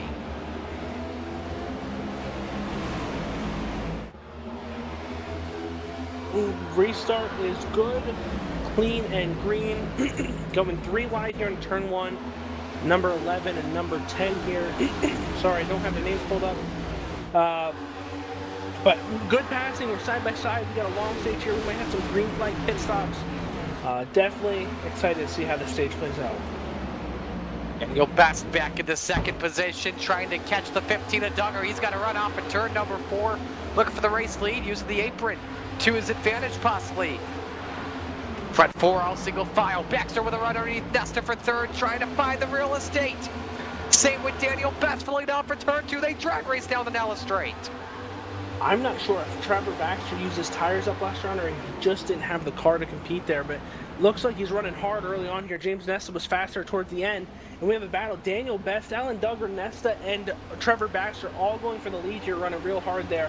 I'm interested to see here if Trevor Baxter's tires hold up this whole run here. Maybe he pushed a little too hard, or maybe he just didn't have the setup in the car and the raw speed there to win that stage.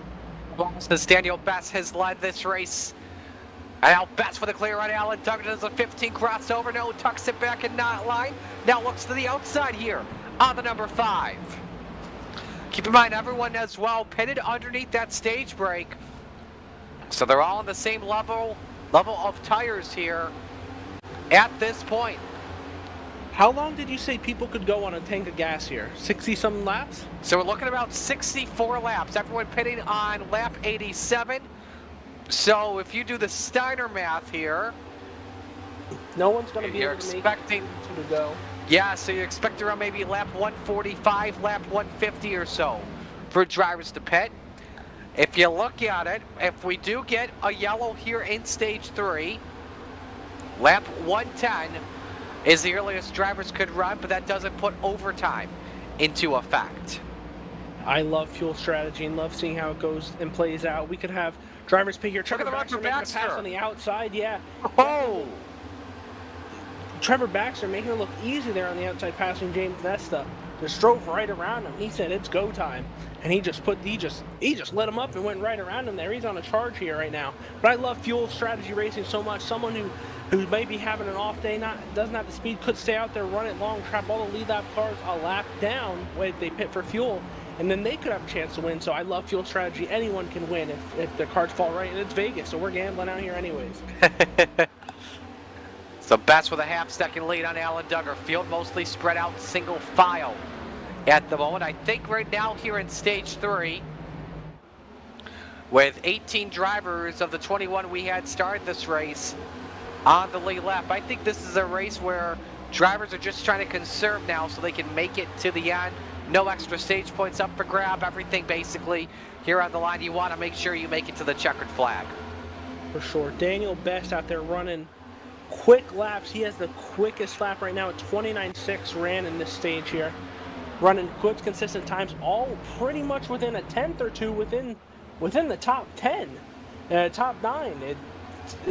Top 10, sorry. They're all running real fast. This is still anyone's race here.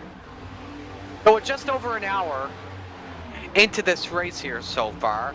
How would you say, as you see Baxter working on Duggar, trying to get him up the track for the second spot as they stay side by side.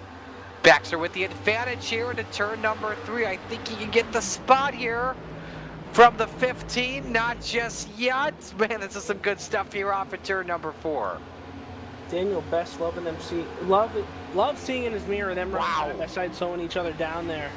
But Alan Duggar keeping the lead there on Trevor Baxter. Daniel Best just pulling away here. Marty, who do you think has the best shot of winning this race here tonight? Now I would have to keep an eye on Alan Duggar. He looks really good, but if Daniel Best is able to stretch out this lead, he would be our first driver in the championship 4. I would have to say the 5. Yeah, we haven't seen any long run speed from him. What happened to him last stage? Was he involved in anything, or he was just trapped? Oh, we have a car slow on number 5. Was that the, no? Who was that? We had a car slow there, real loose. I'm not sure who that was. Shot in the 3, out in the back of the pack. He's dropped down to 12th at the moment. But we see Duggar back up into the second spot, hanging on for now over Trevor Baxter. So going back to the question I was asking earlier on, we're just over an hour into this race. How would you say the grip has changed on throughout as we've seen some rubber laid down on the racetrack? As sideways was James Nesta off at turn number 4. He'll drop 2 spots at least for right now. Down to Switzer and Lark, maybe 3 to Will Hewitt. But going back to my question, how would you say the grip has changed throughout this race? Oh, Switzer loose on the Oh, bottom 3 here. wide for the race lead. 3 wide We for had the race Gus lead. get sideways off for turn number 2, and through goes Trevor Baxter. After internet issues earlier on in this race, Baxter from the back from 3 laps down to the top spot through 100 laps. I was going to say, I think the track's been gripping up. We haven't seen anyone loose there, but then past 2-3 laps, we've been seeing people loose every lap. I'm not sure. We see the shade coming out in 1 and 2 there, so sun going down, the track might grip up a little bit more. It might be a little less slick, but I'm not sure if people are just pushing it now or if the track's, getting real slick here, but with the sun going down, I wouldn't think so. I'm not sure. I think the track gripped up, and I think people are just pushing it for all they want. And Trevor Baxter in the wall again. This is at least the 7th or 8th time as Alan Duggar's looking to the inside. For Trevor Baxter, like I talked about on lap 2 with Hugh Brown, if he hit one of those bumps, but look at this. Duggar fighting back for the race lead. None of there. Good battles throughout the whole field. Joshua Switzer slow on the back again, going through, 2 wide now. Getting past here. I'm not sure that's 2-3 laps difference there, and Switzer's just been a little slow there. I'm not sure if he's getting loose, if his car is still damaged from earlier. I know he had heavy contact with the wall. Oh, we have one through the grass there. Going through the double zero. Oh, we have the 4 sideways. Chris Chavez. He saves That's it. 3. And now he goes around. This is going to bring a yellow out. Yes, for sure. Hopefully no one else involved. Oh, so far so good. Everyone now else seems to avoid it. This is going to make things interesting.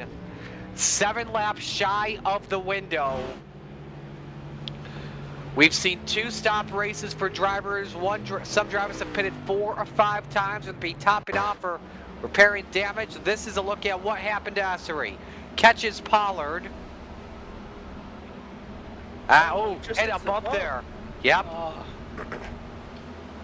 Lucky for him, no damage. Hopefully that bump didn't rip up his front splitter or anything.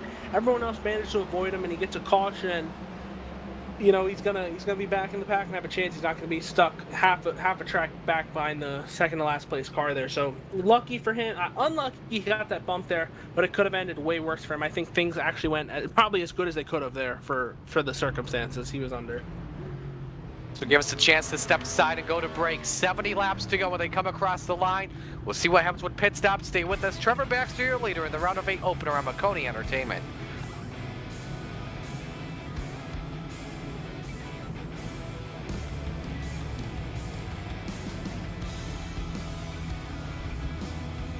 When you want to be the best, you can't settle for the rest. For anything on iRacing, there's just one name you need, Maconi. With the launch of Maconi Entertainment and Maconi Competizone alongside Maconi Setup Shop, we now provide the best of the best in setups, paint schemes, coaching, broadcasting, and event organization. With cars across all 4 license classes, we have what you need to hit the track with confidence. Grab a subscription and save money while going fast at MaconiSetupShop.com/subscriptions. And remember, at Maconi Setup Shop, there are setups, but your victories.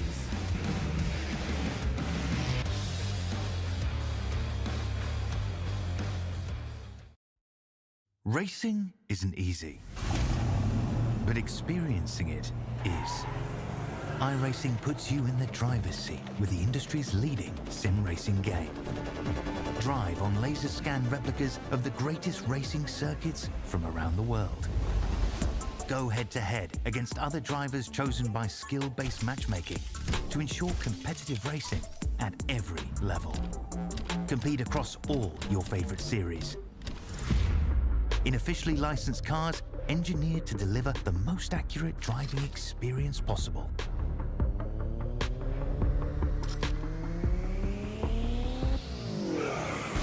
Join a race or host your own with players from across the globe. Race against the computer or in a league with friends. Feel the thrill behind the wheel. Visit iRacing.com.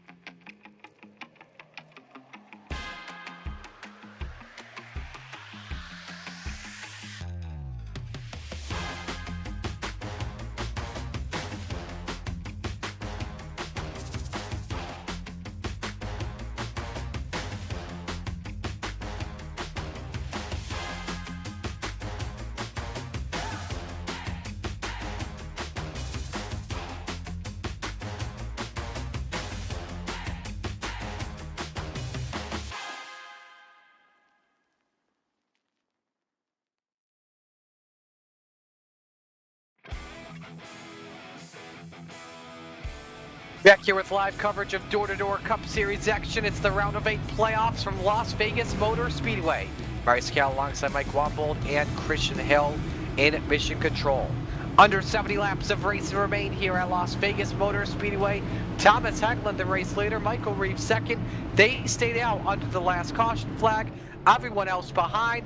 They've got 4 fresh Goodyear tires. Could make things interesting here when we come back to the green flag.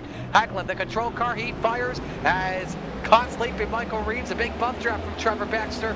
Wastes no time. He is through to second. Underneath for the top spot. Side by side with Thomas Hagland here into turn number 1. Baxter to the point. That was easy. That was easy for Baxter. Indeed, Hagelin not too far behind. Alan Duggar in P3, passing for P2 here. Gonna make a deep send into the corner, and he's gonna easily take that position. Alan Duggar, Trevor Baxter, Daniel Best in P5. It's been their race right here. I'm excited to see what happens. Daniel Best up to P4 here, and he's closing in on P3. He's lurking on William Lark. The 10 on that restart, William Lark. He was just around the top 5 or so throughout stage 2. Now he's chasing down Alan Duggar for the runner-up spot here. When Trevor Baxter's in the field, it's hard to bet against him, but Daniel Best has been so fast.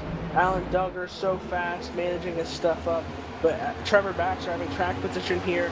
In the wall, we have 2 in the wall back there. They keep it clean, it's good off. But Trevor Baxter having track position now.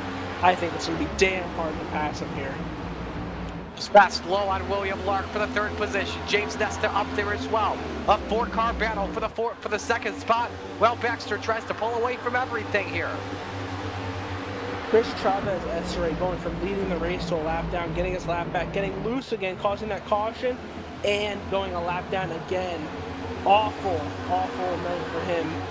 He's hoping for another caution here, getting himself back on the lead lap. He had speed, he was very quick. He could still definitely come up here and scoop a top 5, but he's getting another caution to do it.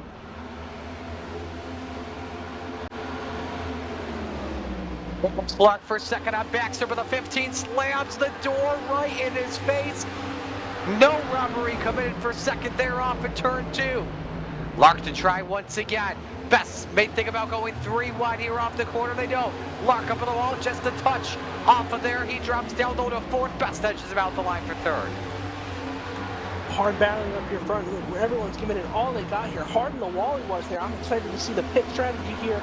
Got with that caution. I'm not sure if anyone pit there is going to try to stretch it, save enough fuel here. Won't have enough for overtime. Maybe if you get another yellow, they'll be able to stay out, but then they might have to pit for tires again. So different strategy here. Some are going to pit at half, stay out long. So many different strategies you can see here. And the 15 gets high. Oh, he almost gets into him. Gets him sideways. Oh, man. Or 5, sorry, Daniel Best there. Almost got... oh, man. Almost got him sideways there. Here goes Best again on Lark for the 3rd spot. Man, Best driving it deep there in turn number 2. Went up barely on the banking. Up on the 10 and hangs on. Daniel Best is certainly driving like 8 tires turn better than 4. He looks like he's ready to use them up if he has to. Be side drafting there on the straightaway. Number 10, hard on the wall again there. Looks like he's going to keep it clean and drive off. Oh, good here. Side by side, still raising hard throughout the whole field. Got some tire smoke when they went off in turn number 4, I believe. Gus Otero, who finished 2nd at the end of stage 2.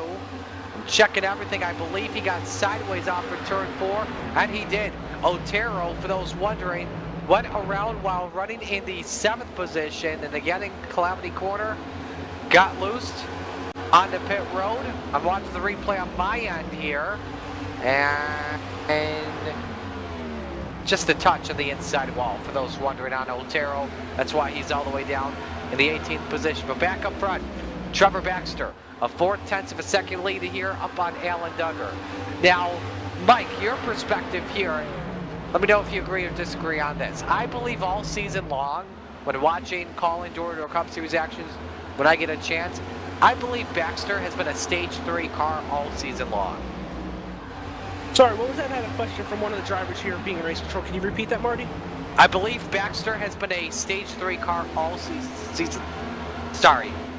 All season long. I'm about to grow. Has he been a stage 3 car all season long? Oh, hold on, now we got trouble. First shot. Burchett and Reeves, caution flag waves.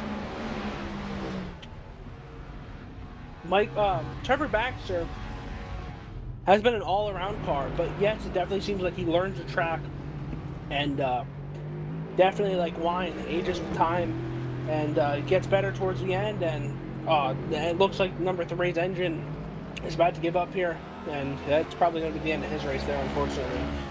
For the night that Burchett wants, this is just a night that he wants to forget and probably wants to, without question, just turn the computer off and turn on the console for NASCAR 25. Which I'm going to be doing that when we get done tonight.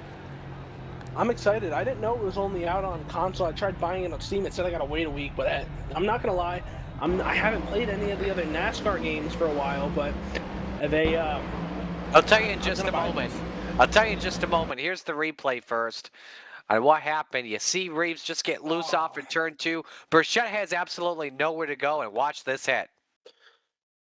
Right with the tire barrels. Thank goodness they put those there. Yeah. Man, damn it, that might have blown his motor on impact, and those tires weren't there. Unfortunately, his race is probably still over. Could be the final stop right here on lap 116. Window is open, and it could help for the green-white checkers as well in case we need them. They can go the distance here on fuel. Thomas Freeman going to gamble here as he pitted on lap 104. He's got some time to wait, though. Yeah, Brian not too happy with Michael Reeves there, but definitely don't think that was intentional. Looks like he just got a little loose there. So unfortunate for Brian Burchett, end of his race. Fuel only by Nesta. That's a smart decision. Fuel only, no, 2 tires from Duggar. Stephen Bird does 2 tires, no, he does fuel only.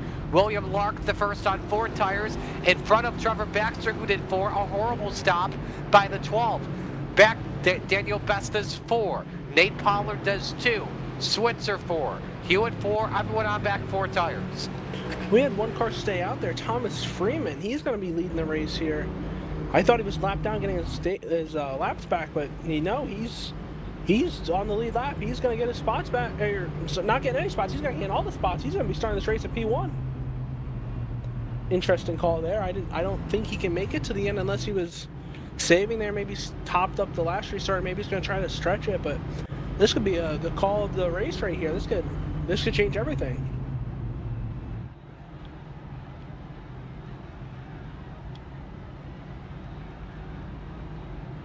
Nesta, Duggar, Bird, Lark, Baxter in P6 here.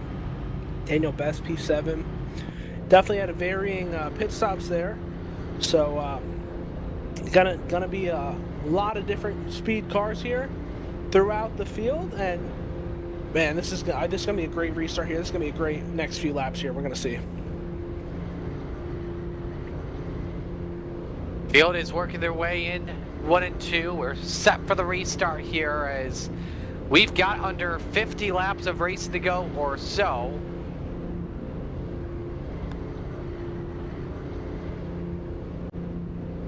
Hugh Brown still stuck 2 laps down. Gus Otero, what happened to him? Wasn't he just up? Yeah, he got loose off of turn 4, what I mentioned, under the green flag and spun out.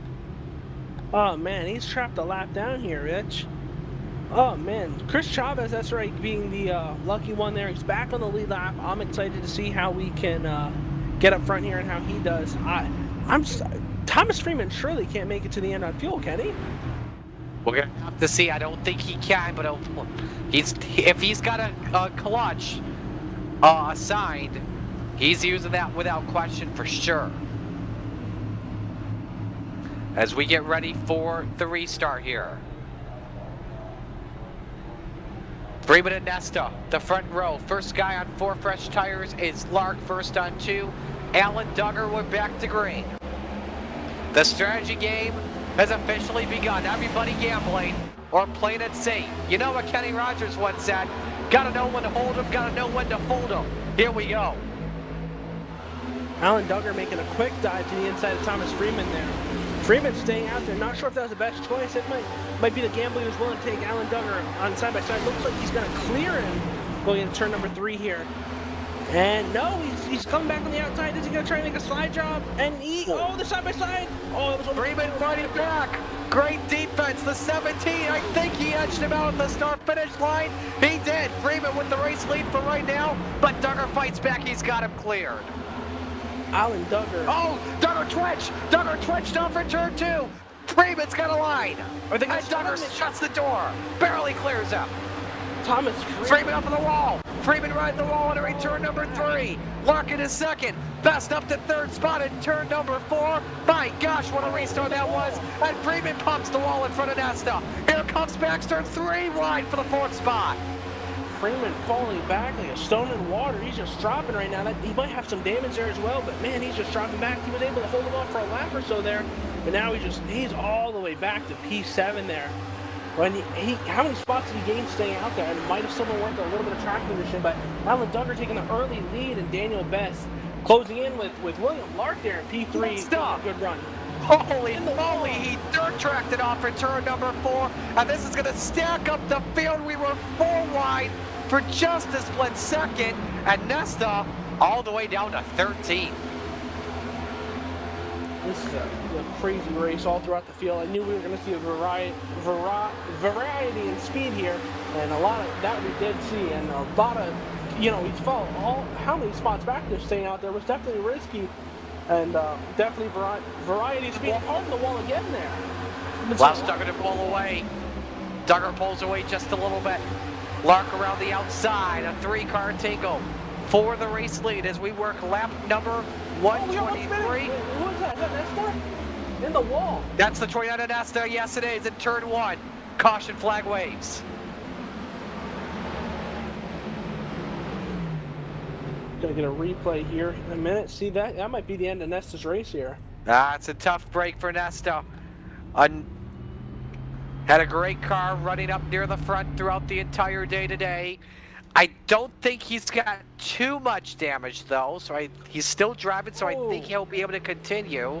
And I can take a guess that Mike has already seen the replay. You'll see it at home in just a moment. Yeah, Danny Carpenter and the Stephen Berg made contact, and Nesta was just an innocent bystander who got the only brunt of it. We're about to see it right here.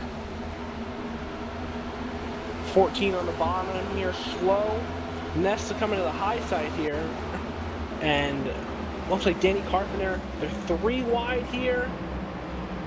What happened? Oh, Bird with some net code first. That came up into Bird. Oh, and Nesta just got the worst end of that. Just an innocent bystander. We've seen a lot of that tonight, unfortunately. Innocent bystanders, but oh man, what a tough break for him. Wasn't too hard of a hit though, luckily.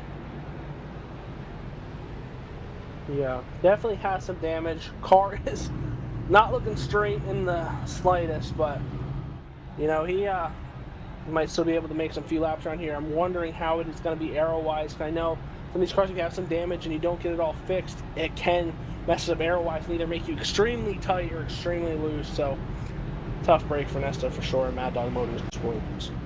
Pit road, Thomas Freeman coming in. Same with Stephen Bird, Thomas Hegland, James Nesta. I want to watch the strategy on the 17 closely, because if he's got a set of tires he can use, he'll have about 11 laps fresher tires. Same for Bird and Nesta. Let's see how much damage the 29 car has. And so Freeman is taking 4 tires here. Everybody taking 4 tires, in fact, on the stop at least. Yeah, I'm just not too Freeman's sure. good. Sorry, so Freeman off there. Freeman's good. The rest are repairing damage. I'm just not sure if that was the right call there to take your 4 tires there. Just the track position meaning so much. It's almost only around less than 10 laps, and I'm not sure if that tire disparity is going to make a difference. We've seen Trevor Baxter struggle to get by Alan Duggar and not be able to make the pass, and Freeman being not the fastest car out here tonight. I'm not sure if them tires taking them when he did was the right call.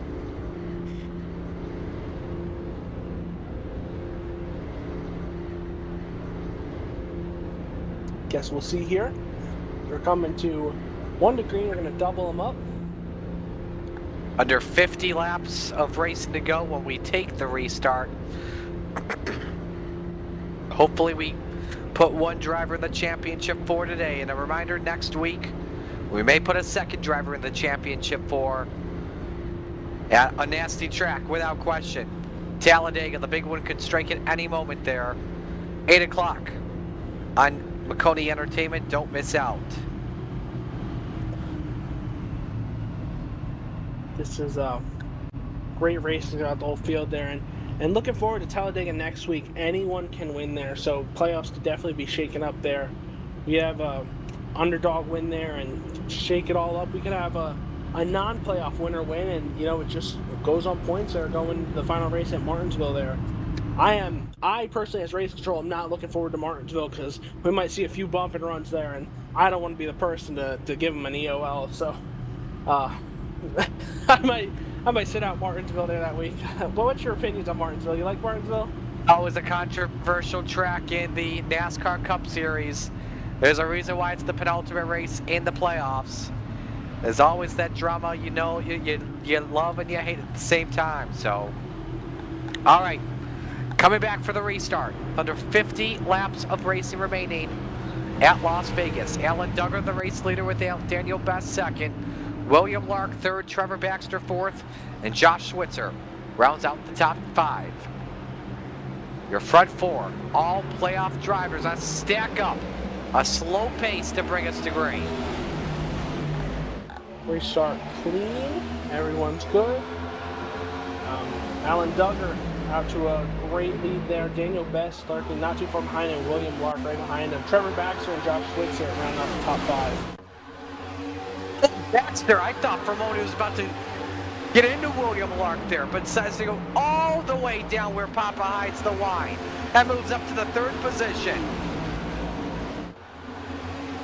Nate Pollard in 6th position. He's moving up. Michael Pergolak. Chris Esseray, he was a lap down twice. Went from leading the race to a lap down, and he's up to P8. So he's definitely going to run back up towards the front here. But it's good to see Switzer recovering after getting involved in, I think, 2 wrecks early on here. He's back up to P5. 3 wide for second. As stuck in the middle is the 5 of Daniel Best. Lark hit a big run through 1 and 2. He's got another one. Oh, hang on, Nate Pollard. Sideways, stacks up the low line. Everybody keeps it straight. But this is well for the race lead. Baxter Threslino catches the ton of Lark. Oh, my. And Lark, third tracks in turn 1. Sparks the wall, hangs onto it as well. Kurgelak through to 5th. Side by side for the lead. Here comes Trevor Baxter. That was Nate Pollard who originally got loose, and then we had everyone was getting loose. We were 3 wide, and Duggar and Baxter running real hard here. I think the battle's going to be definitely between Baxter, Duggar, and Best here. Switzer up to P4, don't count him out. We haven't seen much of him here. He was damaged early on, but he is up, and he has a rocket underneath him, running quick lap time similar to the leader. Trevor Baxter just set the fastest lap that last lap here. Duggar twitched there in turn number 2. Baxter led the line last time by. He clears Alan Duggar to take the race lead back. This is some damn good stuff without question. I don't know how everyone kept it straight. So many drivers were bobbling there no matter what corner it was. And somehow, some way, we're still green. Trevor Baxter and Alan Duggar both running their quickest lap there. They're running it hard. They're giving it all they got. I think the track might be gripping up that little bit where that little bit of shade is there. I'm interested to see what the track temperature is here, and maybe that's a little difference here, why we're running faster towards the end, and maybe we're just getting a better understanding of the track here, made the right adjustments there, maybe under that caution here.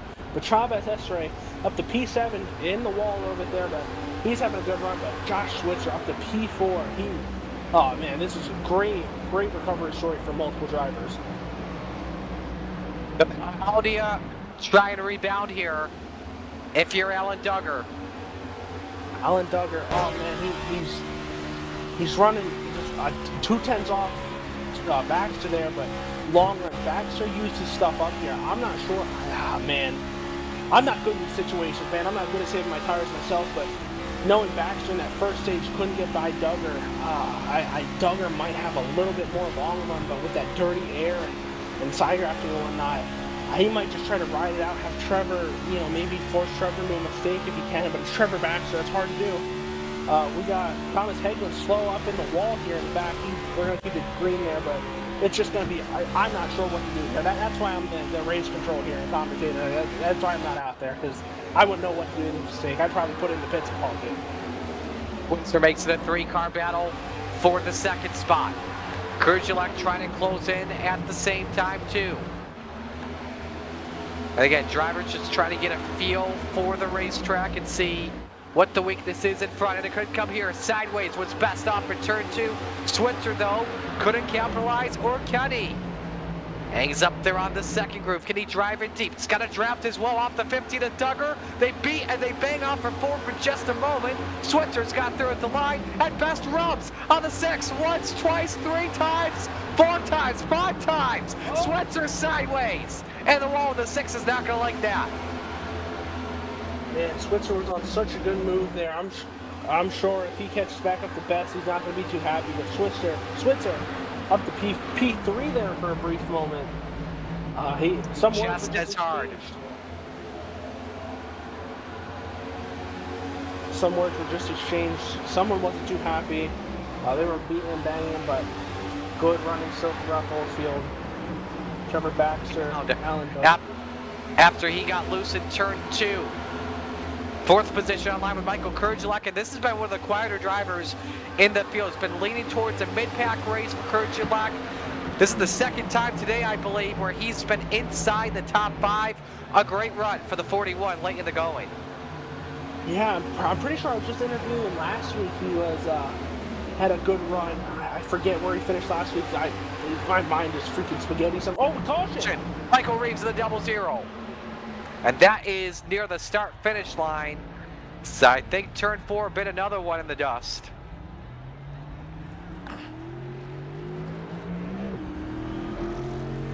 Well, we haven't had someone get loose in a while.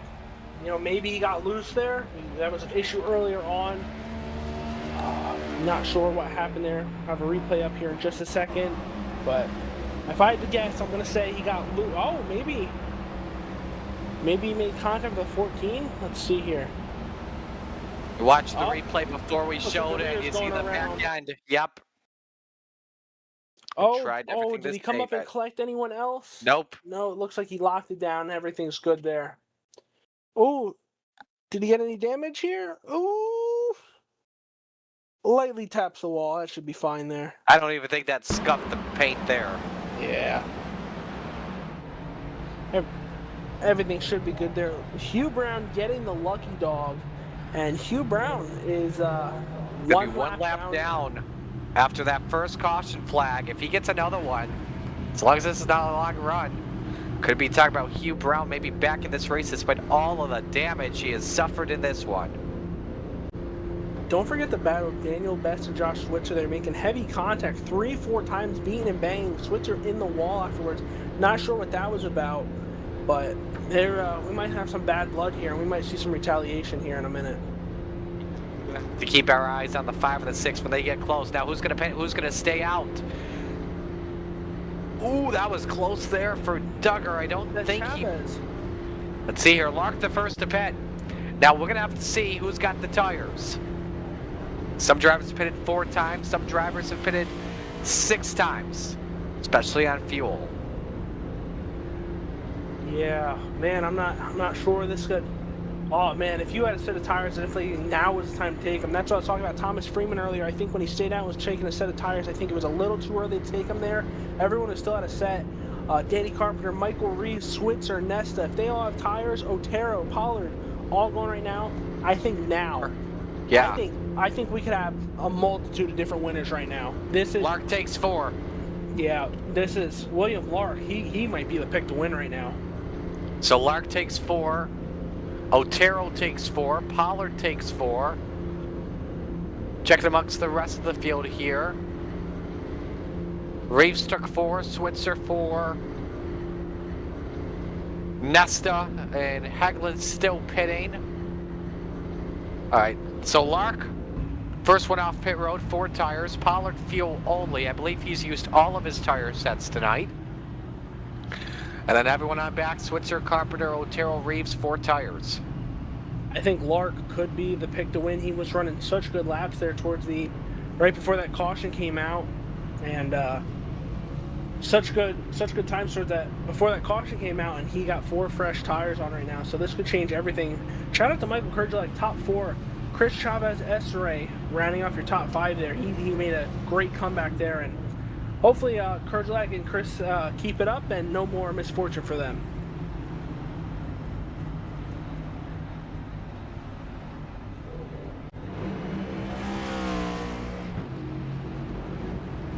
Michael Reeves' car, like you said, I don't even think it scratched the paint there, scratched the wrap there. You know, I think everything's good for him.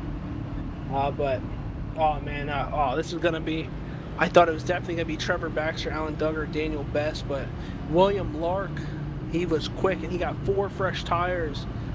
I think he's going to be definitely one to watch here coming up to the field. 34 to go on the restart. Trevor Baxter, Alan Duggar, row 1. Daniel Best, Michael Kurdzielak, row 2. Chris Chavez Essery, Will Hewitt, row 3. Bradley Knopsnyder, Thomas Freeman, row 4. Stephen Bird and Nate Pollard. That's your top 10. And this is far from over, folks.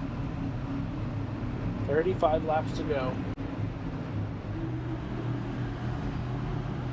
Pace car is going to hit pit road here as we're going to go back green here.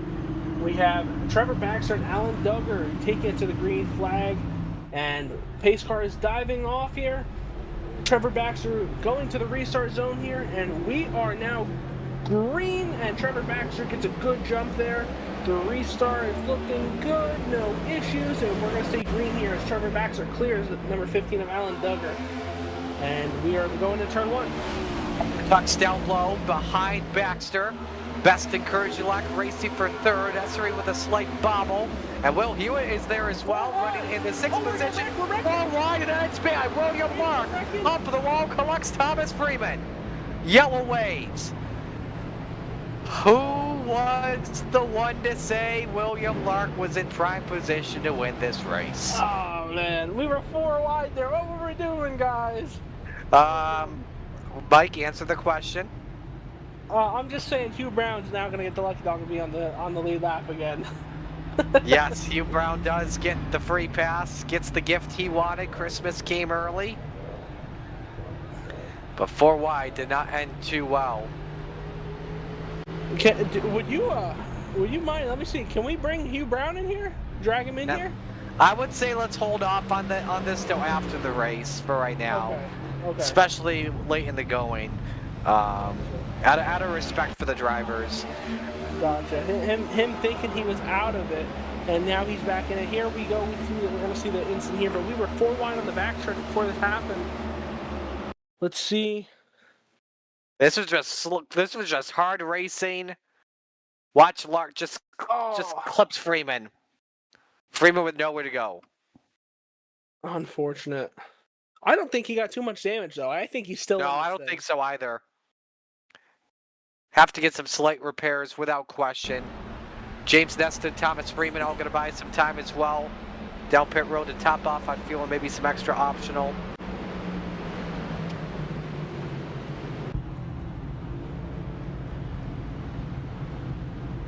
Yeah, definitely crazy race here. Hugh Brown back on the lead lap. We know he's thrilled. He's going to be flying through the field. Nesta pitting again. I'm hoping, knock on wood, William Lark, he was the one who just took tires, right? I'm hoping he's still going to be a rocket up through the field. I don't know. It's hard to bet against Trevor Baxter, Duggar here.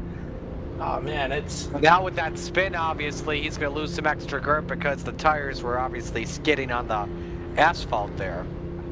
Yeah, for sure. It's in track position, 32 laps. I'm not sure what the. I'm not too sure what the. I don't know. It's hard to bet against Trevor Baxter. I'm a betting man. I think Trevor's still going to have this one in the bag. And he needs to have this in the bag, especially if he's going to miss the next 2 races. I don't know. He said he might not make the next few. He might not even make the championship one here. I'd hope he's going to try to do it. He said he was a firefighter. He might be on call there the next 2 weeks or so. But hopefully if he wins this race and advances to the final round, that he's going to be able to make the championship race. All right, I'll tell you what, I know it's a little bit early. Let's talk about some of the trends here. late in the going. 6 of the last 8 Vegas Cup races have been decided within the final 10 laps, and there's been at least 1 overtime or inside 10 to go restart in 5 of the last 7. The bottom tends to launch better. The top groove carries the momentum off of 2 once the tires get hot. The leader on the final restart, and I doubt this is the final restart, they've won roughly 75% of the time since 2020. So if you're leading the field with under 10 to go, you control the deck, but 1 slip, 1 bobble, someone's cashing in behind you. Yeah, for sure. I'm worried here we might see, if I know you said this isn't the final restart here, I don't think it's going to be either. I'm worried towards the end here. I think whoever's on the outside might try to get a jump here on the leader and may possibly spin their tires here. But cautions bring cautions. We know this. We've had so many here. The field is slowing down a little bit, so this definitely could be our final caution as some of the field has dropped out. But we're going back to green here. 2x2, Trevor Baxter, Alan Duggar, Daniel Best, Michael Kurgelak, Chris Chavez, Esri, and Will Hewitt. Our top 6 there, rows 1 through 3 there, and we're gonna bring them back to green here. 50 laps of racing to go here at Las Vegas. Baxter and Duggar, the front row, the top 2 in the championship for basically a majority of the season. Back to green. And Baxter able to hold serve into turn 1. Let's see if Best can get a run on Duggar. No, the 15 able to clear. Watch Kurgelak in 4th. May lose 1 to Chris Chavez-Essery, who has spun not just once but twice in this race today. We're 3 wide mid-pack drivers slicing and dicing for all the positions that they can get. Best race still is for 4th. Kurgelak and Essery, well, Baxter trying to pull away. Trevor Baxter extending the lead early on here. Alan Duggar not too far behind. Daniel Best following behind. Daniel Best looking like he's giving Alan Duggar a little shot here, trying to get him to speed up or get out the way here. And 4th place, Michael Kurgelak looking to the outside of Daniel Best. This race is not over. Oh, Michael in the wall there, just brushed it there. As we got a 3 wide battle here for 8th position. Was the 87 and Knopfsnyder stuck in the middle with Pollard and Switzer trying to make moves. Switzer after that last yellow that he was just about involved in. Pollard trying to rebound as he's taking a lot of fuel. He stops Nestor trying to rebound for the spin that he was involved in as well earlier today. You got Carpenter trying to get back in there after the first caution that he was involved in. He's been stuck mid-pack throughout the race today. We got also a race for 3rd still. Best and Kurgelak, the 41 making some ground up. And he's got the perfect line right now with the tires all warmed up at the moment here.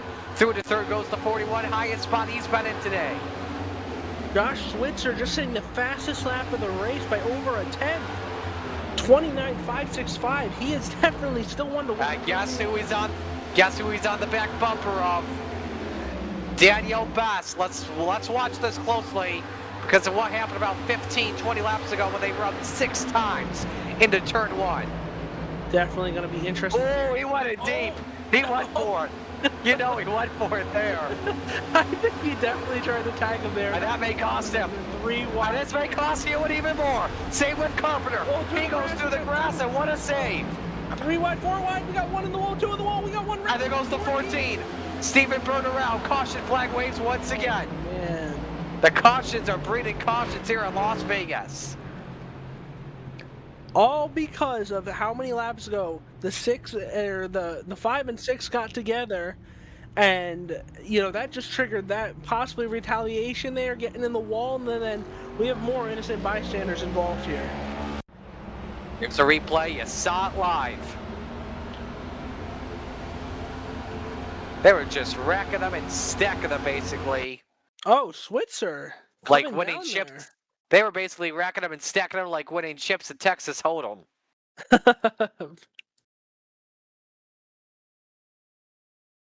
I'm going to go back and watch that. Looks like Switzer. There's the contact on the outside. Knopfsnyder and the 14 get together. Look at the 0-0 with a great save. And yeah, you see Bird, though, go around. You know, it was definitely close whether the 6 came down and the 11 came up. I think that was kind of a racing deal there, but All in all, let's not leave this fact behind that Hugh Brown gained a spot now. He's back in this race. He's up to P17 now, right behind Thomas Freeman. Well, again, let's remember all the damage the 35 car has suffered. That's a wounded race car. As you see Bird sideways once more. There's the 35 once again. Under caution once again, nearing 25 laps to go, and we got strategy once again. Some more gambling. Best stays out. Kurjalek in. Essery in. Haglund in. Same with Hewitt, Knopf-Snyder, and a bunch more. Let's watch Kurjalek and Essery. Tires here. I think he could be the pick here. He was very fast, as long as no mistakes. If he has a set of tires here, he's going to be a rocket. Let's watch this all closely here. Oh, the right sides are going up, baby. If he's not taking 2, he could have it here. Oh, this could be Chris's race right here. He was a rocket early on. Kurjalek's taking 4 as well. He saved a set too. Kurjalek was faster towards the end. I know Chris Esseray was running up front before he made a mistake there, and it cost him. He was a lap down twice, and saving a set of tires here for 24 to go. Oh man, this is. I thought William Lark had it with his saving his set. He's up to P6 after getting involved, but Chris Esseray and Michael Kurjalek, this is still anyone's race, honestly. We have like 6 different people who could win this thing right now.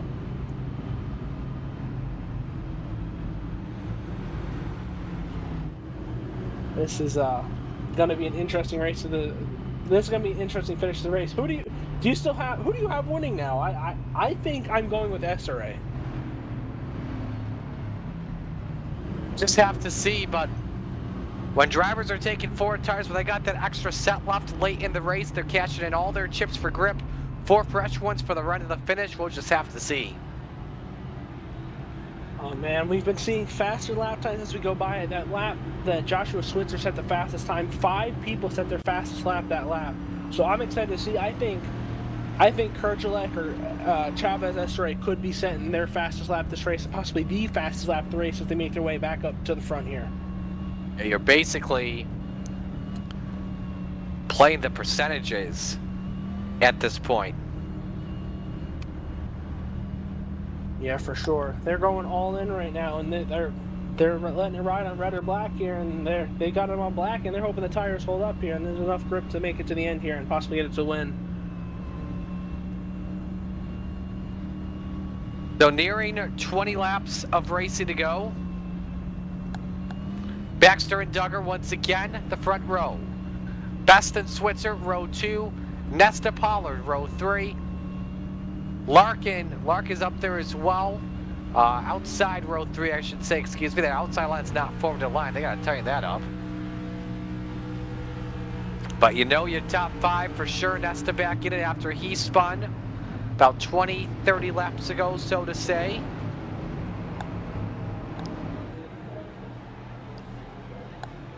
As we'll have 22 laps of racing remaining.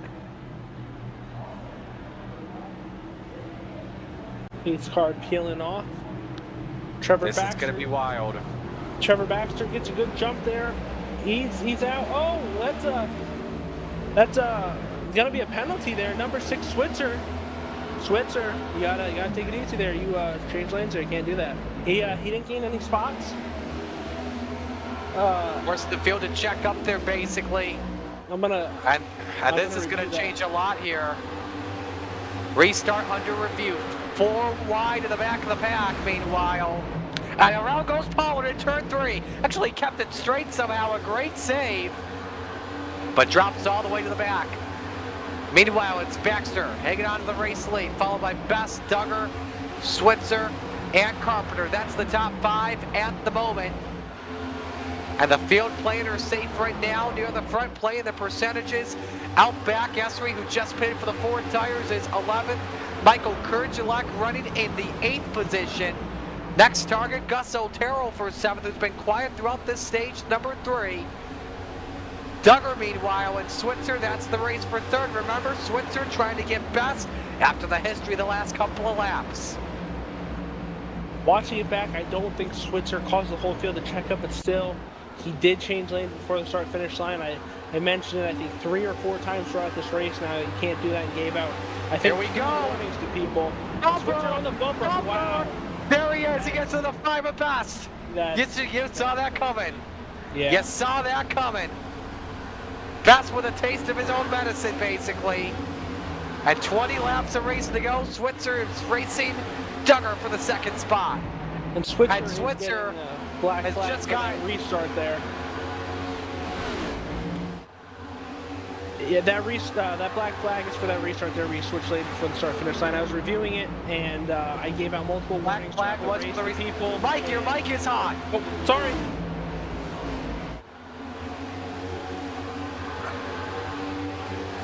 Big race for 2nd here. Bang there by Switzer to Lark. Here comes Carpenter. Where'd he come from? 3 wide for 3rd. Oh.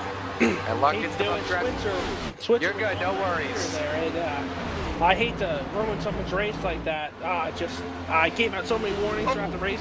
Danny Carpenter with the fastest lap there, P4. He's on a move right now. You're good, man. No worries. Understandable. Is Carpenter underneath for 3rd? Lark trying to fight back.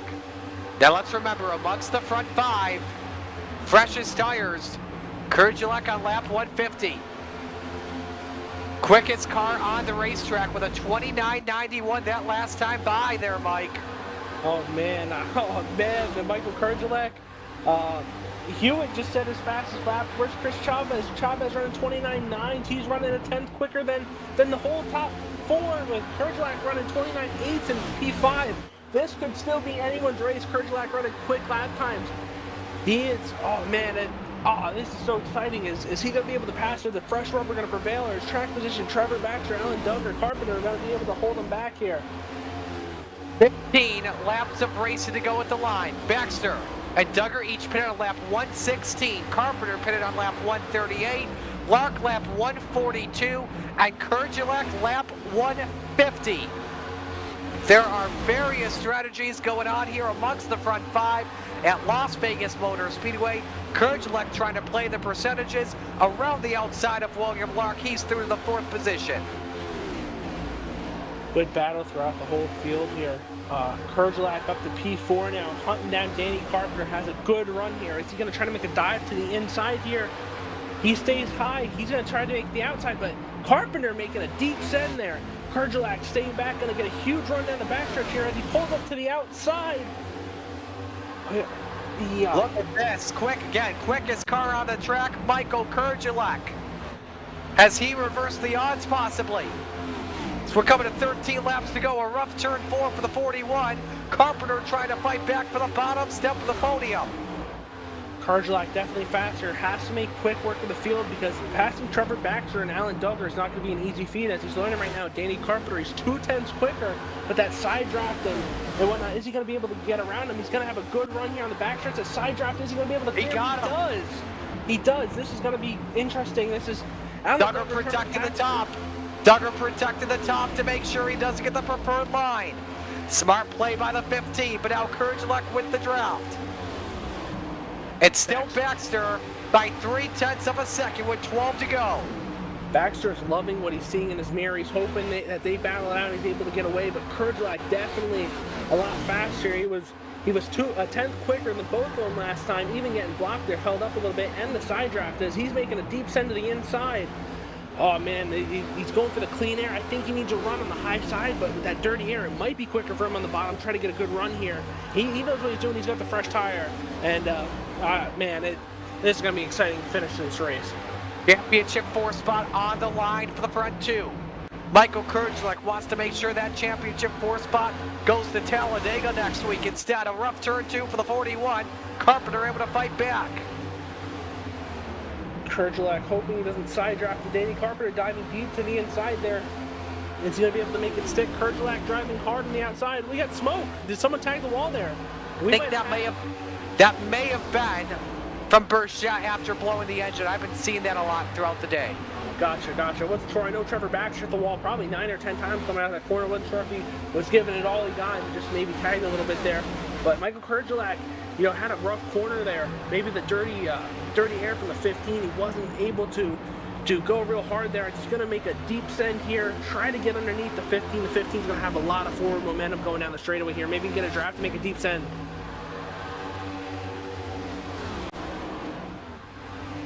Chavez, 8 to go.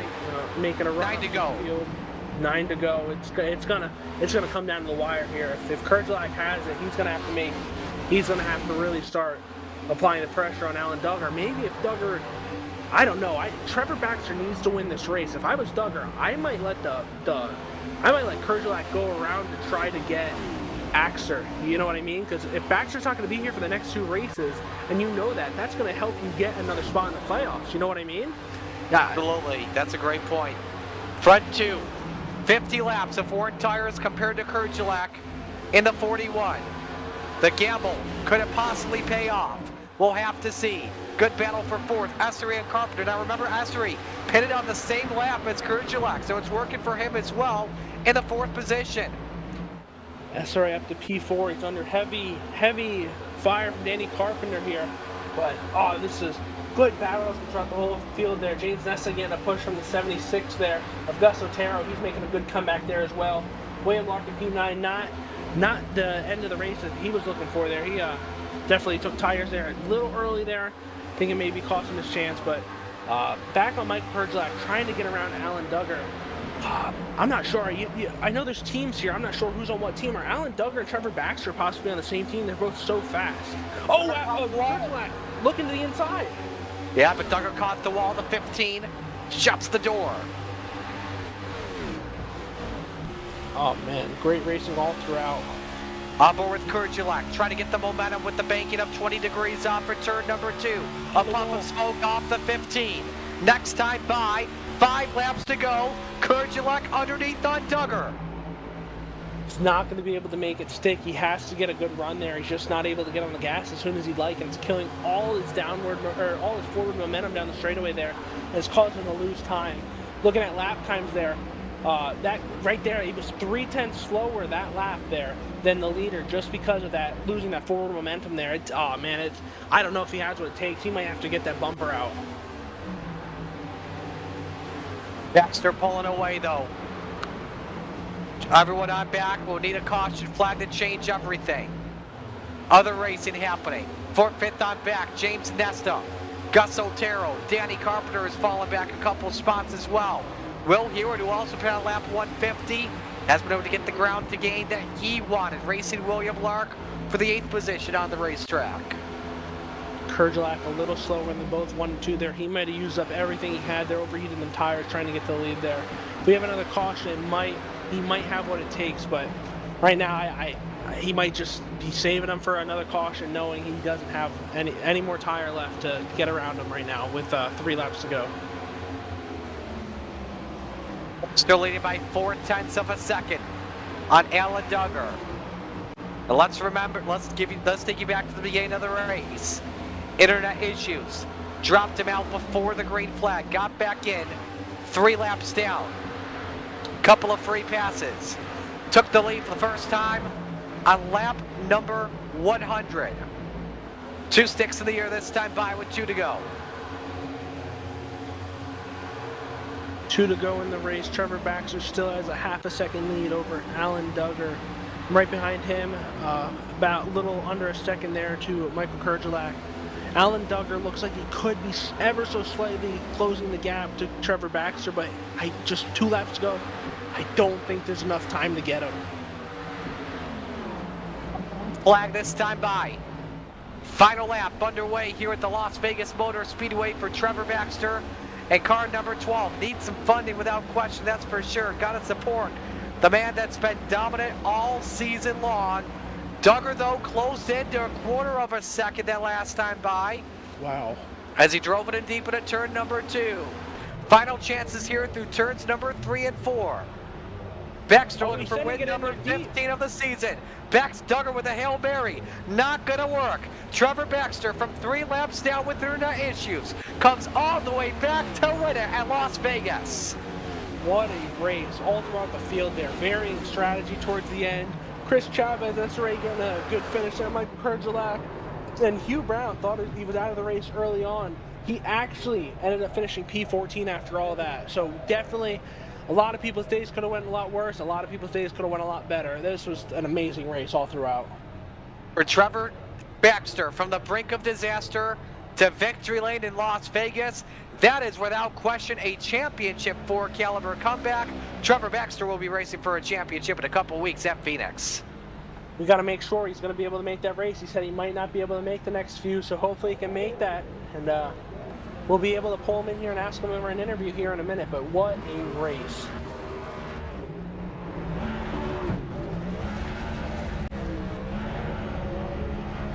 Great racing throughout the whole field. That was that was so entertaining there.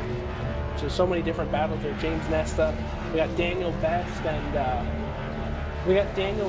Josh Schwitzer drama going on there. Josh Schwitzer late, I think he could have had a good shot at winning this race, and then just switched lanes before the start-finish line. And unfortunately, had to give him a pass-through penalty there. Too many warnings going out throughout the race there.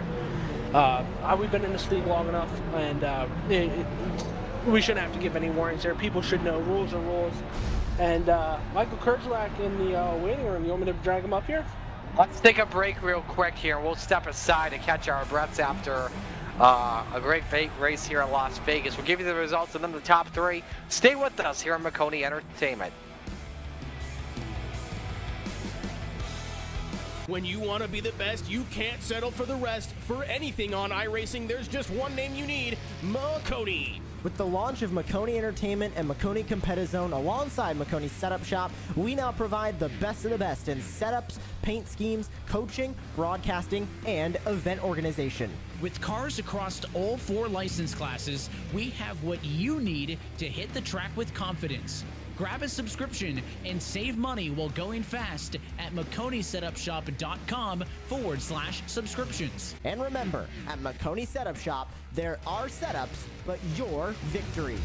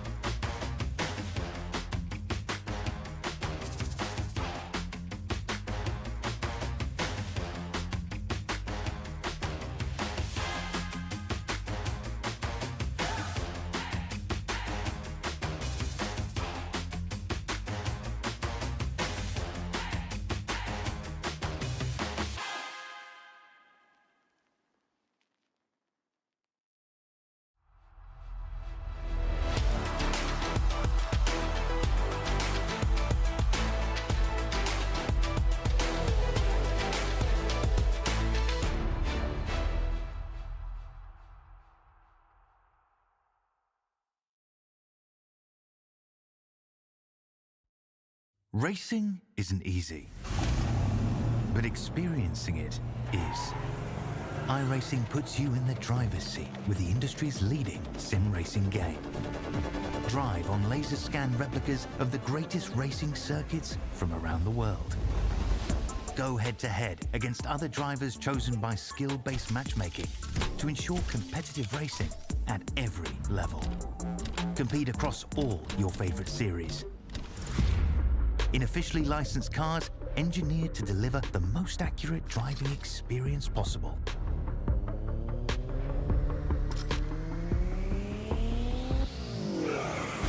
Join a race or host your own with players from across the globe. Race against the computer or in a league with friends. Feel the thrill behind the wheel. Visit iRacing.com.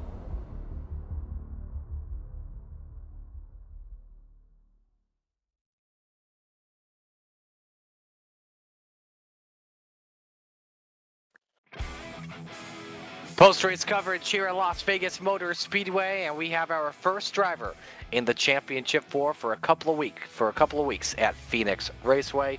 Trevor Baxter, your race winner in 2 hours, 2 minutes, and 57 seconds. Your results up here on the screen. Baxter the winner by half second on Alan Duggar. Michael Kurgelak in third with Chris Chavez Esri in fourth. Ford Tire Strategy just did not pay off there at the end of the last couple of laps. James Nesta in fifth, Gus Otero sixth, Will Hewitt seventh, William Lark eighth, Thomas Hegland ninth, and Stephen Bird rounds out the top 10. Mike 11 through 20, actually 11 through 22. Yeah, Danny Carpenter in P11, Thomas Freeman in P12, Hugh Brown P13, definitely a good recovery from there. Daniel Best P14, Bradley Knopsider 15th, Josh Switzer 16th from that late race penalty, Michael Reeves 17th, Nate Pollard 18th, Brian Burchett 19th, and Tommy Osborne 20th. Terry Orr 21st, and race control 174 laps down in 22nd. Yeah, I wonder what happened to race control there at the end. So, all right, with that, let's bring in our top three, and we'll start things off here with our Championship 4 driver now, or new Championship 4 driver, I should say. Trevor Baxter, win number 15 of the season. And start out hard for you, but once you got the lead, you're in a little bit of a comfortable spot. Man, I'm telling you. Went to hit the grid button, and all my screens went black. Oof. Couldn't do anything, couldn't hear anybody. I was like, oh no. So I went up there and cut the PC off real quick, got it back going. Was talking to guys in Discord. They're like, we're on lap 2, we're on lap 3. And finally I got in there and was able to get a caution. We got one lap back the old-fashioned way, which that worked out because there started to be some guys getting lap downs at that point. So I had to push hard tonight, trying to chase Allen down second stage or maybe the beginning of third, I'm not sure. But threw my car in the wall a little too hard, got some tow, knocked me back 15 seconds in the pits, set me back, P5, P6, and was able to come back up there and race. Me and Alan and Daniel and some other guys had some great battles. What a race. The track, man, it gripped up. It was rocking and rolling. That's why we decided just to stay out on them old tires. I was like, man, we're still running 29 7s and 8s. There's no reason to pit. And it worked out tonight. Heck of a race. Glad we were able to get back in the race car after having some difficulties on the start. So I think 1 or 2 more laps down, we probably would end up, a couple laps down at the end of the race maybe, or damaged in the wall. So. But how do you move forward here to these next couple of weeks? You don't have any stress on you. Go to Talladega next week. You don't have to worry even if you get wrecked. Yeah, that right there might have been my last race of the season. I'm not sure. Got a lot going on coming up, but going on a big fishing trip, so looking forward to that. That's what's going to withhold our entry to the last race. So might wrap it up and just watch them go beat it out at Talladega. Oh, man, we hope you make a season. So it's been fun. It's been a career year, and we hope you can make that final race for sure at Phoenix. Who do you want to give shout-outs to? Shout out to Ryco Motorsports, Ken Byron, for building sets. Dude does a phenomenal job. Great community. He's got those house drivers over there, and they put the time in, and it pays off. The setups are fast. Can't ask for a better setup than a Ryco set. So shout out to Mad Dog Motorsports, Gabe over at SBR Motorsports, and shout out to Johnny Stewart, Best Stewart, watching the TV channel tonight. Door Sim Racing, and of course our great broadcasters. Couldn't do it without y'all. So y'all make these memories last a lifetime. So we appreciate it. Well, I'll let you go. Congratulations, another good win for you, and hopefully we see you again later this season. Yep, y'all have a good night. So there's Trevor Baxter, your race winner. Another dominant win for him. The second place finisher is Alan Duggar, and he is with Mike. Alan, rounding off the race in position number 2, you had a good first stage there. And what more did you need to get around Trevor there at the end? A little bit fresher tires. I was just scared to go to the back there because that's where all the magic happens. Yeah, definitely had a lot of cars getting loose, a lot of accidents there, and a lot of late race caution there, different tire strategies toward the end. You saw Michael Kurgelak and Chris Chavez Esray with 4 fresh tires that are coming up through the field. How did you hold off Michael and Chris? Be honest with you, I don't know. I really thought that me and Trevor would be sitting duck, especially with the fresh tires coming. But we was both able to hold them off.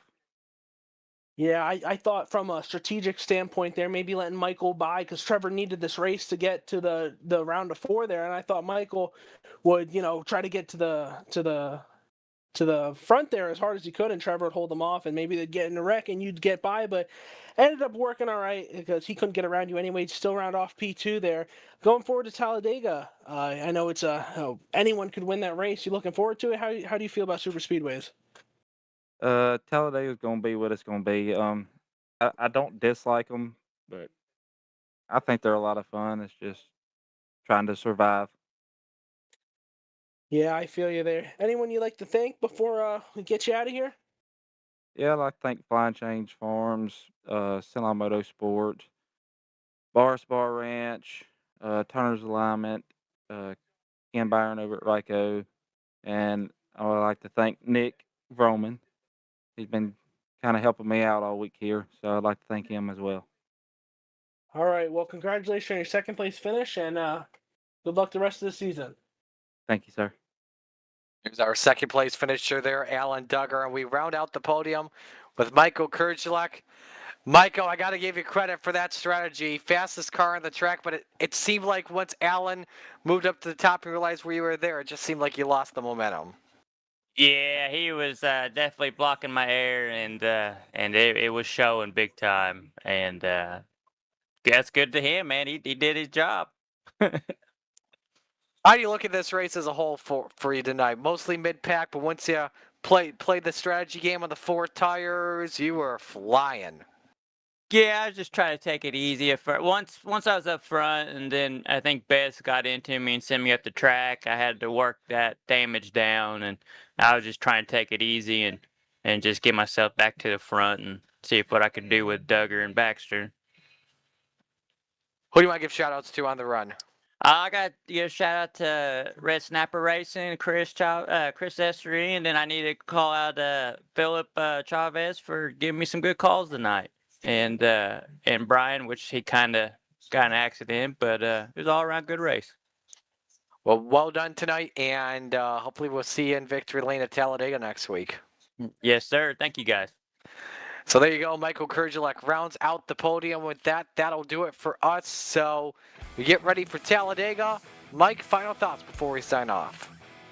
It was a great race throughout the whole field. Early on, Trevor Baxter going 2 laps down. Got one back the old-fashioned way. Haven't seen that in so long. And a great recovery by him. Alan Duggar, Kurgelak, Ezra, Nesta. Great racing all throughout the top 5. It was a great battle throughout the whole field. Excited to see how it progresses forward here, and it was just an exciting night of racing all throughout. A look at what is coming up here on Maconi Entertainment. If you enjoyed it, make sure you hit the subscribe button and turn on the notifications. Tomorrow afternoon, we got Formula 4s at Bathurst. Tuesday night, Racers Elite Truck Series is at Five Flags Speedway in Pensacola at 7:45. Wednesday night, 9:15, Aces Up Sim Sports has its fall frenzy at Knoxville Raceway. Saturday, Palmetto Racing League is at Talladega at 6:15. Of course, you can't forget either the full-length Cup Challenge, as well as next Sunday on Maconi Entertainment when we are at Talladega at 8 p.m. Don't miss out on that. So with that, it's goodbye for now. On behalf of everyone here at Maconi Entertainment and our Door Cup Series, all the fine drivers, sponsors, and admins. On behalf of my broadcast partner tonight, Mike with Christian at producing, Bryce Callis saying so long. This broadcast has been a production of Maconi Entertainment. Congratulations on Trevor Baxter. He's your winner at Las Vegas. He cashes out with the jackpot. So long.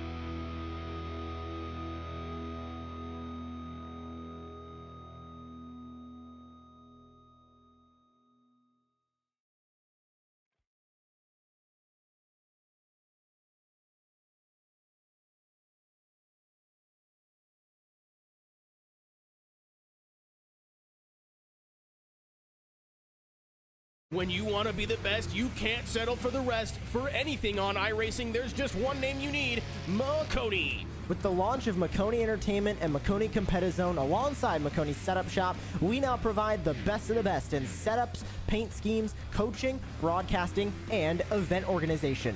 With cars across all 4 license classes, we have what you need to hit the track with confidence. Grab a subscription and save money while going fast at MaconiSetupShop.com/subscriptions. And remember, at Maconi Setup Shop, there are setups, but your victories.